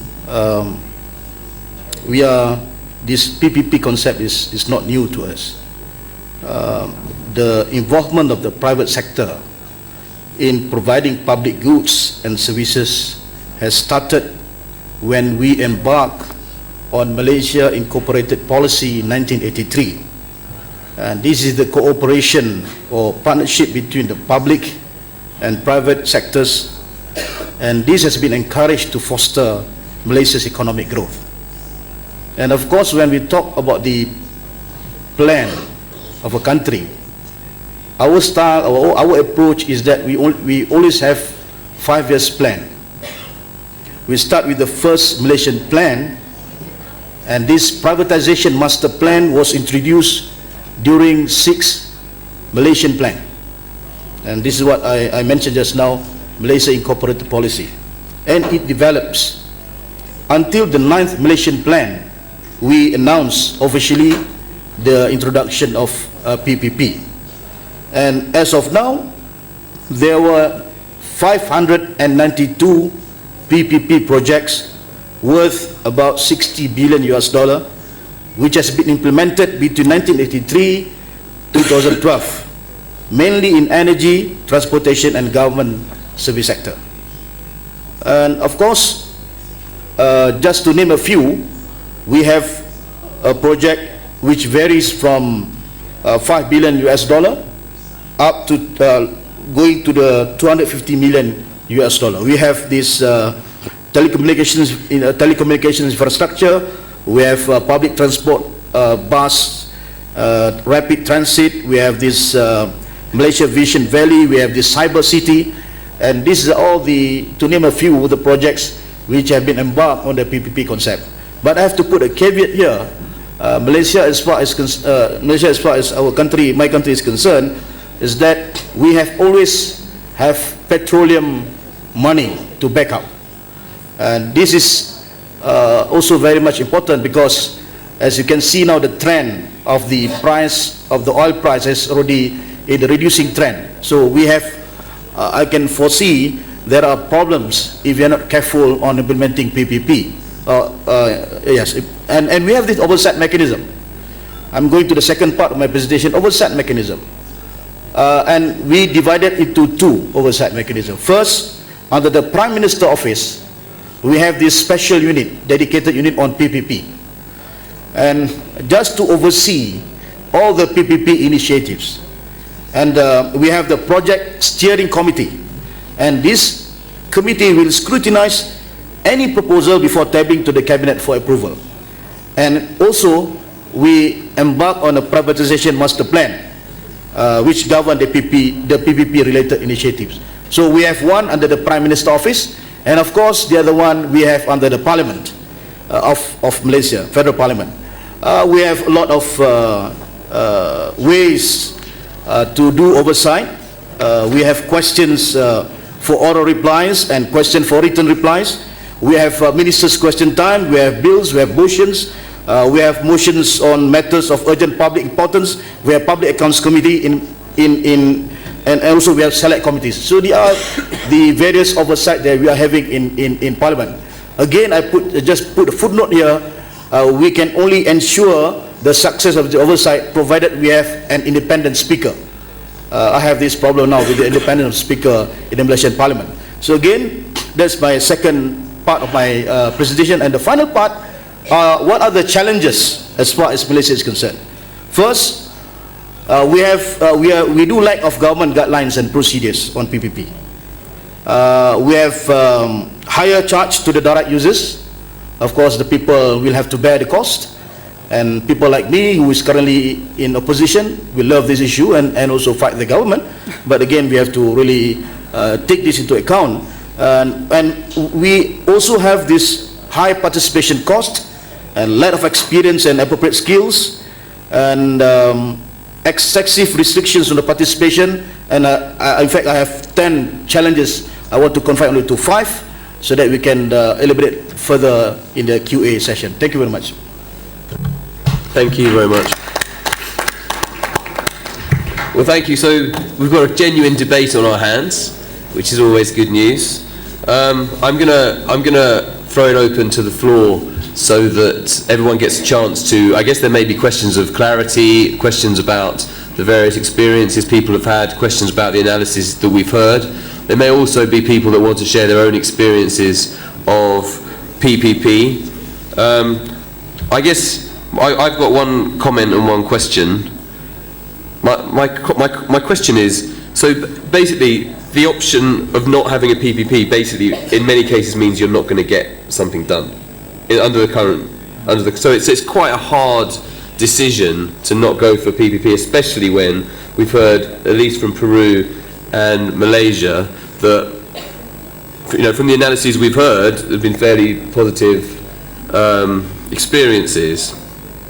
It may, of course, also simply be politically more difficult. So you mentioned raising taxes. I mean, ultimately, if the government had enough money, you wouldn't need the private sector. But raising taxes is famously a very hard thing to do. And then, I guess my other question, to the panel, but also to the floor, is this something on which we are going to be able to generalise across the world? PPPs are unhelpful, or PPPs generally are useful. My experience, not on this issue, but on pretty much on most development dilemmas, is there are very few that I'm confident about generalising on. There are a few. But generally speaking, the politics of countries are so different, the context of countries are so different, that the attempt to generalise is, you need a hell of a lot of evidence if you're going to do it successfully. So that would be my kind of reflection, I guess. Are we still using this microphone? No, I think We've got microphones now. Great. So throw it open to the floor. I'll take the gentleman in the back with his hand up quickly, and then maybe we'll just come up this side, and then we'll go over that side in a sec. Yep. Yep. Sorry, the gentleman at the back. Can you please make sure you say who you are, and please do try and keep it quite short. I'm going to be a little bit interrupty because I have a feeling there are going to be a few people who want to say stuff. Merci. D'abord, je remercie.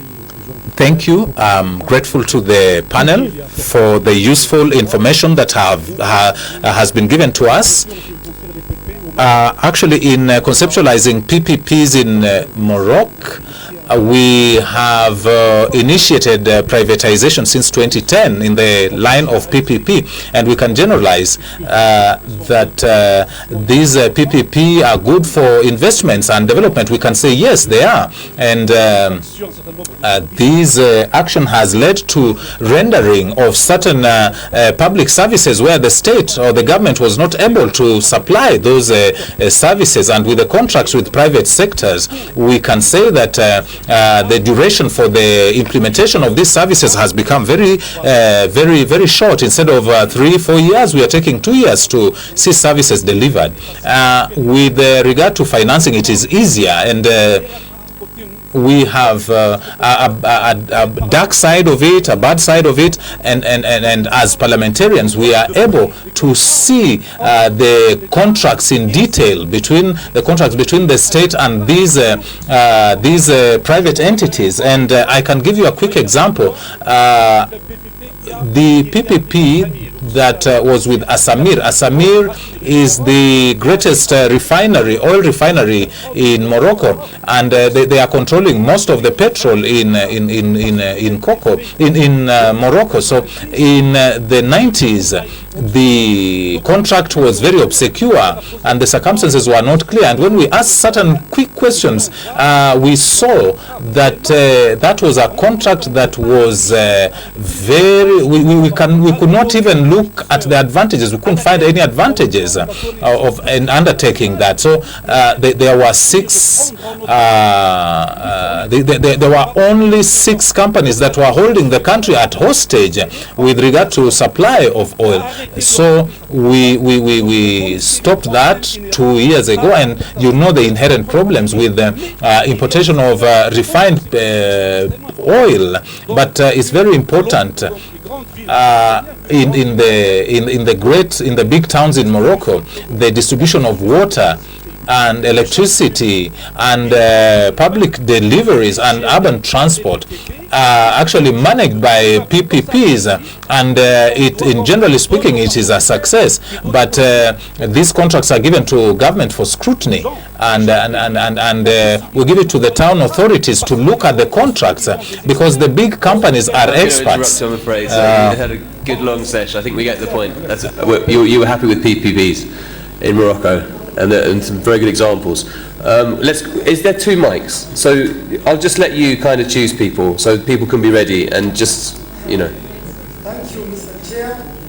Can I ask people, please, to be brief? There's a lot of people that want to speak. I'm just going to interrupt you after a minute. So think what you want to say it within a minute, and then please pass the mic on to someone else. Okay. Thank you, Mr. Chair, and the presenters and the parliamentarians.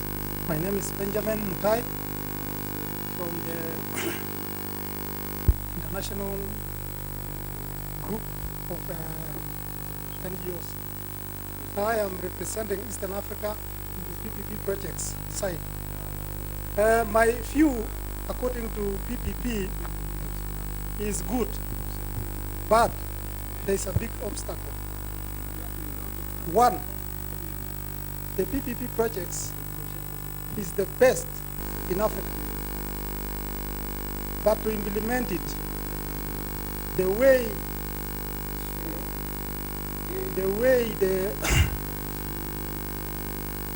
as you said, the way you give us these PPP projects in Africa is different from the way you do it in other Western world. But in Africa, we need the PPP projects. For example, the IMF. The IMF is funding the companies from UK. They do the projects in East Africa or in Africa, whilst we have the engineers in Africa which could have been given these opportunities to implement these PPP projects in Africa. Now, my question is... Thank you. I said I was going to be harsh, I'm afraid. So there's a point there about local jobs, very well made. Thank you very much. I'm Dr. Odette Nyiramirimo, member of East African Legislative Assembly from Rwanda. In Rwanda, there have been many companies that came and did contracts with the government, and all that I know failed. But all these companies came from foreign countries. And I thought maybe the failure was because those people who come, they are not coming to develop the country, but to develop themselves. And I'd like to ask in Malaysia, because Malaysia is a very good example that developed very fast. Have you made those partnerships with foreign companies or internal companies? Thank you. Thank you. Yeah, I just want to say that the PP approach is a very important approach because it is the only way that we can achieve our SDG goals, and because we don't have enough funds.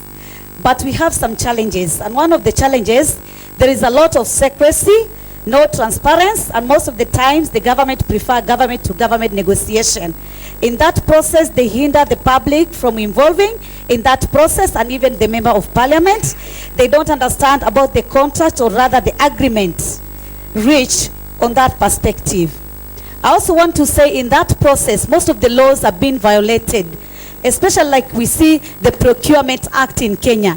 It's been violated, and this is just been done because of the need of our cut. In Kiswahili, we call it kitu kidogo. So some few people can maybe benefit in just hiking the cost or maybe the pricing of that project. I want to talk about one example which happened in our country. There was this issue of hiring of health equipments for the county government, knowing that the health has already been devolved to the county government. But the national government just went ahead, they did the negotiation, they didn't involve even the governors. And when they wanted to give the equipment to the governors, most of the governors, they refused to take those equipment. And even after a short while, it emerged that there were a lot of deals and a lot of corruption which was involved in that deals. So what I want to say that we need to have access to information on all those contracts or all those dealings. Because here in Kenya, if you have the information, it's only scanty. And there is no framework to ensure that all these dealings, all the contracts are being done, the public is being involved. I think there is a need to make sure that we make enforcement of all laws which are involved. Thank you. Thank you.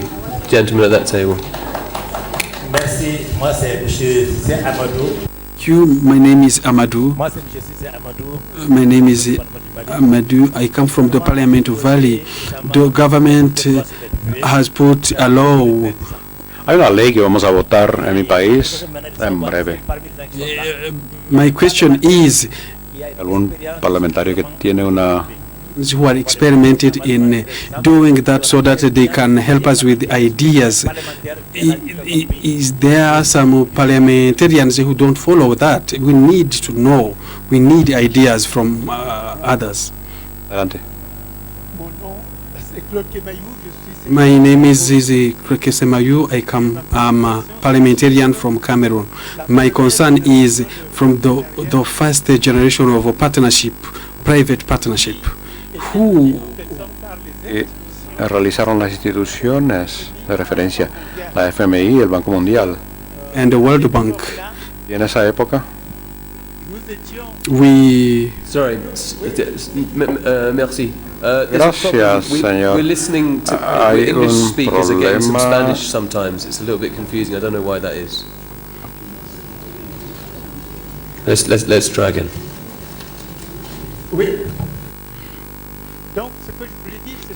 What I wanted to say here, there was a first generation of partnership which took 20 or 30 years, but it was limited. Now, the forum that you have created, is it the real forum which is international in the way that now the different countries can be associated? Now, is it possible so that in the same way to achieve the Agenda 2030 to make a certain evaluation or make some recommendations so that the privatization can be done in the framework of the first generation, so that we can be able to get the way forward on the Agenda 2030. Thank you.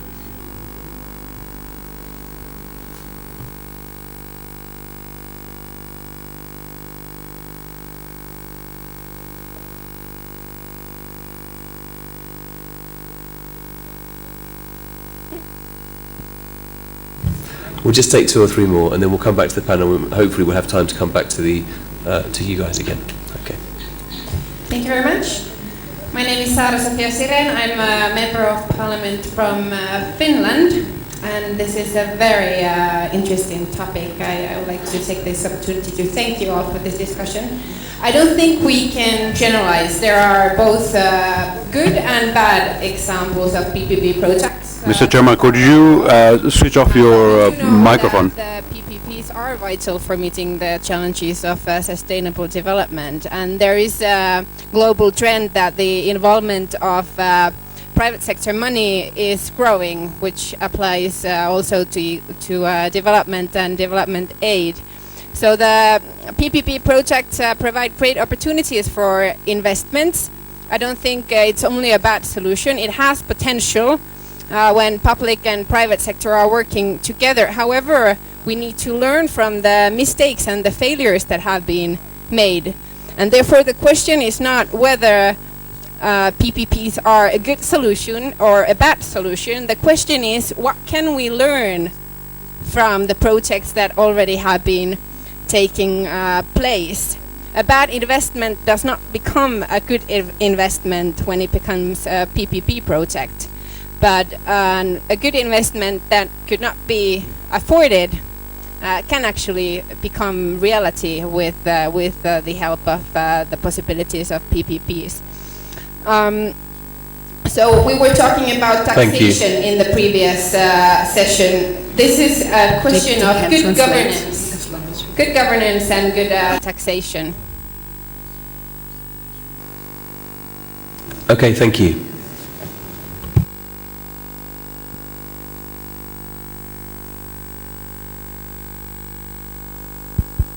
Okay, my name is Mary Liz, and I'm going to speak a little bit about PPPs while I ask my question.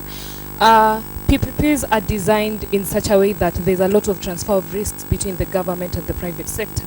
And when these risks are transferred, the government always stands in the position where most of the time when they're negotiating for these, And this is most basically with African governments. It is something I've observed over time when it comes to things like illicit flows of finances and everything. You find that they use these opportunities to, because they are the government and the position in which they stand, they have an upper hand, they get to manipulate, or rather they utilize these opportunities that they get into contracts with some private sectors, which they have private deals that are not known by the people, or what the people don't expect to see. And you realize that at the end of the day, because we have these, most of the PPPs that are common are long term, 18 to 15 years, 25 to 30 years, the concession, they lease PPPs.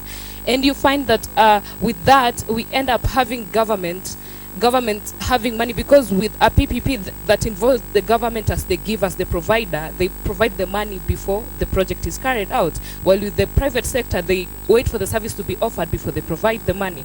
And you realize that with that, the government exploits the people, because the PPPs basically looks to bring the people and the government working together. So then my question is, what can we do?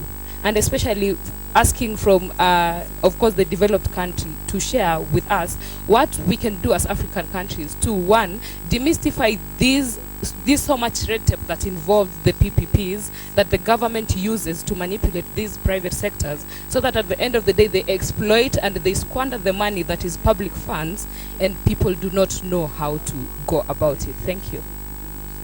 Thank you for your question. I earlier in a session I banned the use of developing in developed language, especially when developing countries are asking for economic advice at the moment, because it's not like developed countries have got much to offer. Should we just take one more at the back there? Oh yep, okay, so we'll take two more then. And you as well? Yep, okay, we'll take three more and that's it. Well, okay, we'll take four more. and then we'll come back to the panel. Thank you very much. And Elizabeth Zone, Overseas Development Institute, London. There are some countries that actually implemented some types of PPP just to circumvent some of the debt sustainability thresholds that are implementing their PFM laws. I mean, I saw it in Indonesia, partly also in Kenya. So this is somehow it's important transparency and accountability, but also think that in the management of PPPs, we also need to take into account that management and the overall kind of approach. I think there's two parts of the equation. So while we should strive for contingent liabilities to be tracked, we should also consider how to make that management more effective. I know that there's been a lot of effort towards the management strategies and improvement, but I think there's a long way to go again. Thank you. Okay, thank you. My name is Alvin Mokaya from Kenya, an aspiring parliamentarian. And I'm happy to hear that we are coming up with solutions, but from the discussion, it's clear that most of the times the government takes advantage because it's at the upper hand. And as parliamentarians, I would wish that we look at the legislative way as a solution, because if there are clear legislative measures, then I'm sure those loopholes which the government, especially from the executive side, they exploit to manipulate the public and get the upper hand and, you know, make deals that make, like in Kenya, there are so many scandals because of this PPP project. So what we should really do, I think, and I'm challenging everyone here, is that we should really ensure proper laws are put in place so that anyone involved in any kind of exploitation or taking advantage should actually be prosecuted, so that they serve as an example. Otherwise, we'll talk about all these things. Otherwise, we will not find solutions if we are not able to hold those people who manipulate others to account. We must take everyone to account for their roles in the PPP projects. I'm sorry. I think the question that I'd like the panel to address as well is, what are the options to engage into a PPP for a government in a developing country? I'm not sure we have heard enough of that. What is the feasibility of a government to raise its own funds, issue bonds, for example, as it has been experienced in many developed countries, against the notion that, wait, if I'm going to build a highway and there's going to be a toll charged on that highway, then there's money coming in for the government. So we can do a math and figure out what is the potential revenue that would be would have almost basically have a neutral effect on the budget long term. Are multilateral agencies and bilateral agencies helping countries make that kind of equation, that kind of calculation before launching and promoting a PPP with all the risks that we know, potential benefits but also risks? So why is it that governments cannot look at that public service as an opportunity to provide a service that will be cheaper to the public, charging a fee, in the case of a highway, for example, and on that basis raise its own money until there's more tax revenue coming in? So I'd like to know more about the options and the feasibility of that.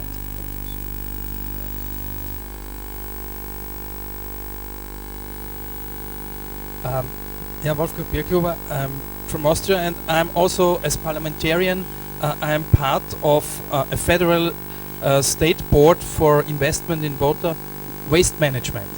And in this function, we discussed a lot about PPPs, and we had made studies also to compare, let's say, the waste management system, which are organized in Austria by municipalities, and compared it with France or with Great Britain.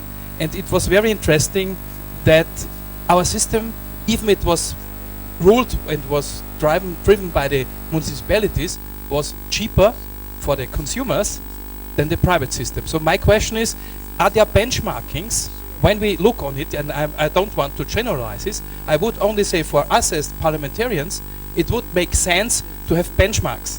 Benchmarks that we can say, yes, this kind of development is for us sensible because it makes it cheaper, it makes it more effective. And especially when we look on rural areas, what do we do where the density of population is low?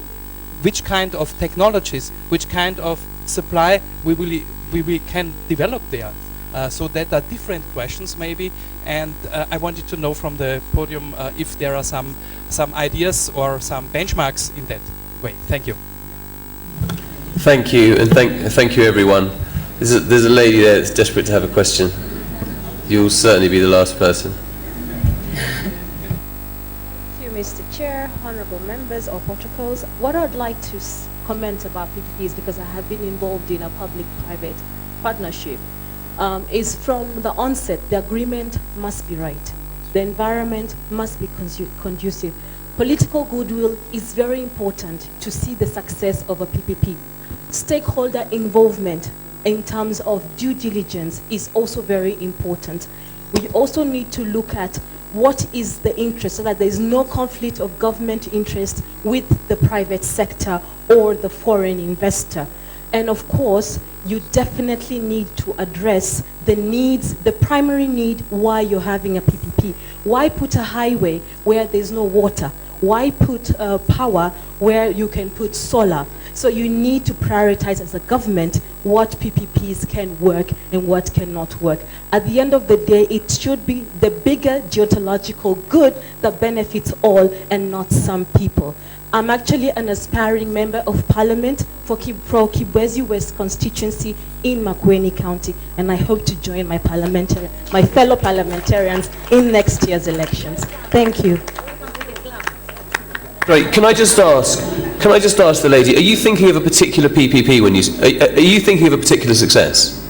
Or are you talking generally? I'm talking generally. Okay. Because what I've seen is that most PPPs at some point in time lose their validity. They lose their purpose. You have a PPP, it doesn't work because there's no commitment. Microphone, please. It's not what is required. Okay, thank you. You're welcome. So I've got Nicholas Mwema's passport here. He's from the Kenyan delegation. If either he or a friend of his can pick him up some stage, otherwise he won't be able to get home. He's at home. Oh, he is at home, so it's not urgent. Right, so that's fascinating, and there's so many questions there, and it's going to be impossible for the panel to respond to all of your questions. I think there was a grouping of various questions. I mean, if I may, there were a few people, including on the panel and in the audience, who were very positive about PPPs. I would say somewhat more were concerned. No one thinks PPPs is always the right thing to do, but I do think probably the burden is somewhat on those who are concerned about people, or who are saying kind of, PPP is never the way to go, that's going to be quite a hard case to make, given that some people have said how effective they've been. Nevertheless, the general tenor is these things have to be monitored very, very tightly, and given what we know about how hard it is to monitor these things tightly in countries with very strong institutions, let alone in countries with weaker institutions, it does kind of imply to me, and this is my personal opinion, that one should be very worried about PPPs. Nevertheless, it's not PPPs that create corruption and lack of accountability. Any project can do that. So they were my remarks. I'm going to come to Jeroen first. You've probably got a million things to say. I would ask you just to try and keep it, I guess, to about 2 or 3 minutes. No problem. 2 ideally, and then maybe we're going to come back. No, thanks very much. I mean, I want to be clear. PPPs are not a thing. They are a procurement modality. They are a tool in order to implement an infrastructure project just like any other government tool. And the question is not whether they are good or bad. The question is whether they are the right tool for the job. And quite often they are being shoved into positions where they are the wrong tool for the job, but they are the most expedient, either because of terms of costs or because they are being promoted in order to promote the private sector from donor countries' engagement in developing, in partner countries. Now, in terms of generalization, I think the only good generalization is that it's never good to generalize, which in and of itself is a generalization, so I'm going to stick with that one there. And I just want to make clear, PPPs are not free. They are never free. When a PPP works well, you tend to not see the cost because it's working well and it's working effectively. It tends to come in the form of railway tickets or tolls, etc. But the problem is that when a PPP fails, it can fail catastrophically, especially when it comes to replace public service delivery on essential services. When a private hospital fails, it impacts the community massively. When a toll road fails, maybe you feel it for a little while, but it's not such a big deal. So I think where the PPP is used is incredibly important, and to ensure that the details of the PPP are clearly and carefully examined. For every good experience is a bad experience. I mean, the famous one from Oxfam is the hospital in Lesotho, which was a PPP which currently takes up 50% of the health budget because the contingent liabilities and the guarantees and the excessive cost overruns were not effectively established. And this became a headache for the World Bank, which supported the PPP, which felt like they had to double down on it and keep spending money and pushing money into it. And it became a huge liability for the government, which now has a huge hospital that no one can afford to use. So I mean, you have to be cautious. You have to be very, very cautious in terms of how these tools are used effectively. And just one thing on what are the options, there are always options. And sometimes if the option is, do a PPP or it doesn't happen, maybe it shouldn't happen because maybe you're just looking at the issue wrong. We have the consensus here that the government has a lot of bargaining power, but that's not necessarily true. It could be necessarily, but it might not be your government. I mean, a lot of these guys are playing you against you. They're asking for tax concessions in your country, and then they go back to their own country and they ask for export credits in order to facilitate a PPP. So they're playing a game just like everyone else is playing a game. Now, focusing on national industry is, of course, beneficial in order to develop capacities at the local level. Corruption is an issue, but corruption is always an issue. If you do not have good governance, there's a lot of things you shouldn't be doing, and PPPs is just one of them. So, I mean, that's one thing to take into consideration. And then finally, just the final point on the transference of risks. I mean, I think that the only good PPP that actually that is actually successful, involves transfers of risk to a degree, but really it's about knowledge transfer and capacity transfer. If you don't have these things, if you're bringing in a private company and they're not bringing anything to the table, you might as well just contract it out through a traditional public procurement service. That's it. Thank you. Sorry, except you haven't got the money. Huh? So, Mike, except that you haven't got the money. Yeah, except you haven't got the money. Yeah. Well, that's quite a big except. Yeah, that's a big issue too. Yeah. That's why people do PPPs in the first place, right? So. But nevertheless, thank you very much for that. Let me go to Mr. Akin. Does any of the concerns you've heard, you raised yourself some concerns which you like raising just for political reasons, but also for more substantial reasons. Does any of this make you rethink your positivity towards PPPs in Malaysia? Well, I think I would like to start with responding to Honorable MP from Rwanda. I mentioned in my earlier presentation, way back in 1983, there was a policy introduced by the Prime Minister then, Mahathir Mohamad, we call it Look East policy, meaning you are looking towards Japan. And of course, when I mentioned about looking at Japan, we tried to tap the expertise from Japan, and there is a transfer of technology, and it all started with that. And of course, the critics during that time was it raised the problem of crony capitalism, where the Prime Minister and the Cabinet at that time, their focus is mainly on development. So they don't care about giving to the cronies, they don't care even given to their friends, but there is a benchmark there. The project that they embark, for example, highway project, become very successful. So in a way, there's a balance between the end result, which the people feel, and also the governance issue that we are talking about. I think our Member of Parliament from Finland, Sarah, mentioned a very pertinent point, that is good governance. I think this is very much important for Member of Parliament to bring their development master plan or initiate development master plan in the Parliament so that we can use this master plan to have a clear objectives on what are we going to, the objective, the direction. And I would like to suggest that for future PPP projects, the scrutiny must be through the Parliament. We must table to the Parliament. Even though there is a problem, based on the research which I've read, the problem that we might face is that there will be long consultation, long debates.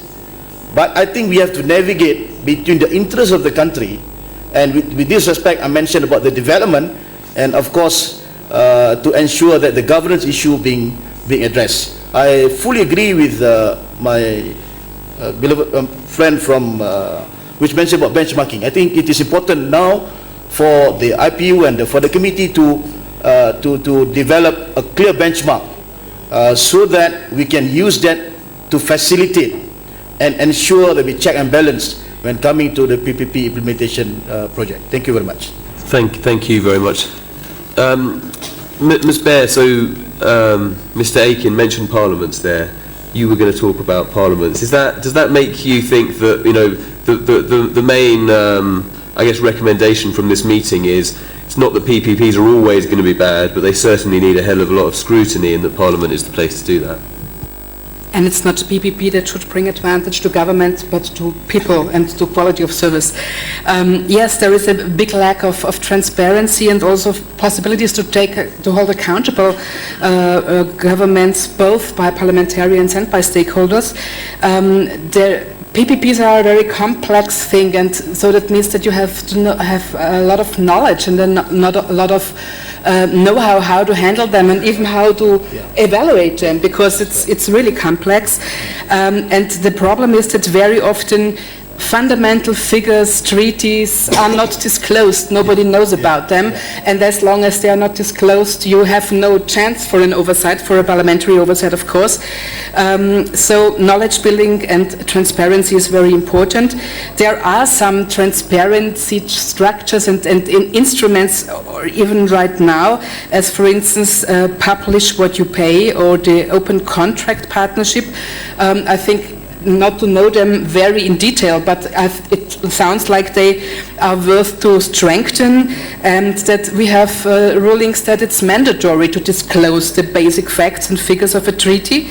And of course, somebody mentioned it's also important, I think, to re-evaluate existing guidelines in the light of both the Agenda 2030 and the Addis Ababa Action Agenda, with the goal to frame contractual guidelines that PPP really leads to value for money and really leads to a benefit for the public at large. And there will also are the benchmarks and at the transparency again. it would also help to make PPPs fit for sustainable development in general. And to the involvement of parliamentarians, of course, it's very, very crucial.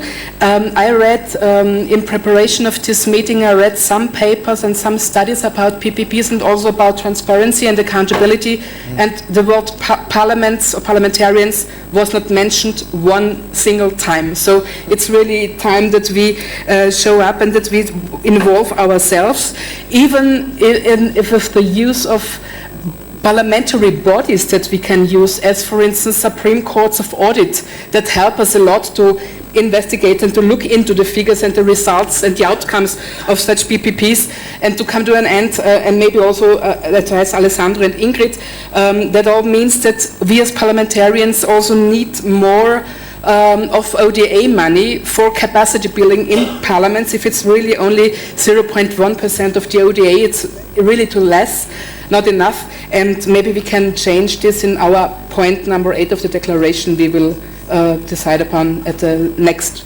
point. Okay, just before I come to Rosa Maria, I'm going to say something about the declaration that may well annoy people.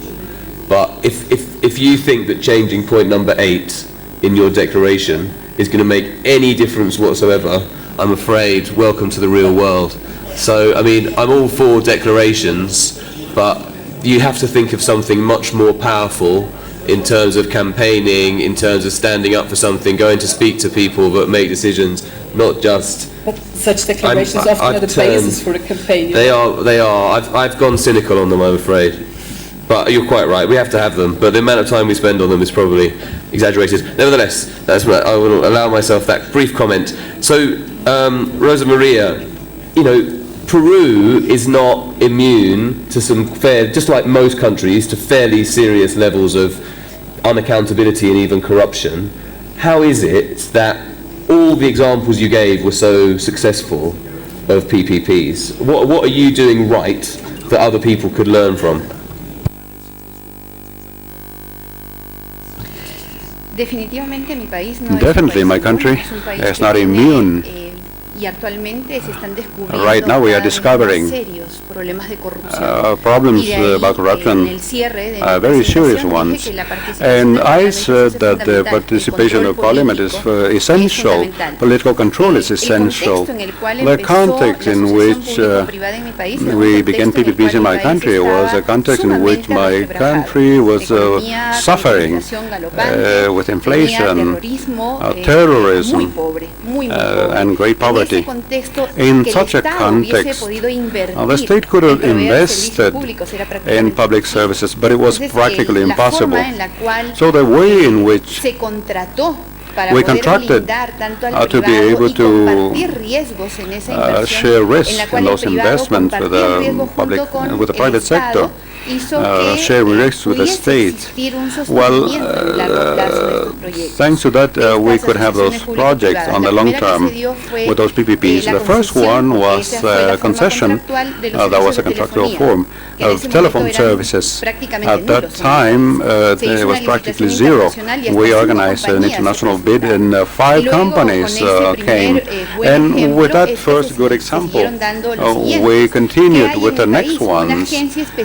And we have a specialized body in my country to promote those PPPs, and we have legislation which allows not only different contractual forms for those PPPs, but also vigilance, surveillance, monitoring, which should be stronger, we admit it.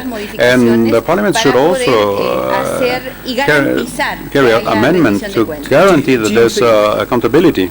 Do you think it's a risk? So you've got a lot of PPPs at the moment. We've heard about the problems of they can be seeming to go quite well, and we heard about what happened to your neighbour Colombia. There could be a catastrophic collapse. You know, is it possible that it's going well, but you know, there could be problems in the future? Are you immune to those? Of course. Of course we are. And I mentioned it in my presentation.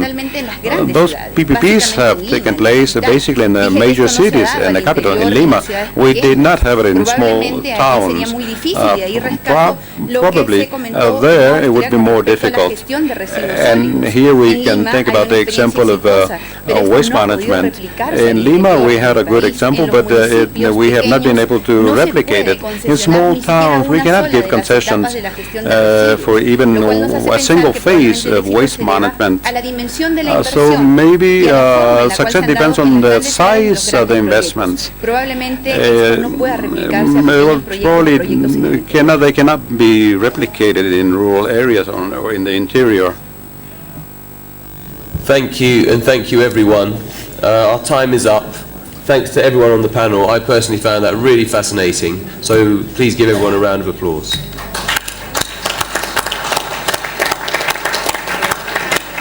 I hope you've learned something, and that your ability to manage these very complicated vehicles has been enhanced. Good luck with holding everyone to account. I'm going to hand over to Alessandro.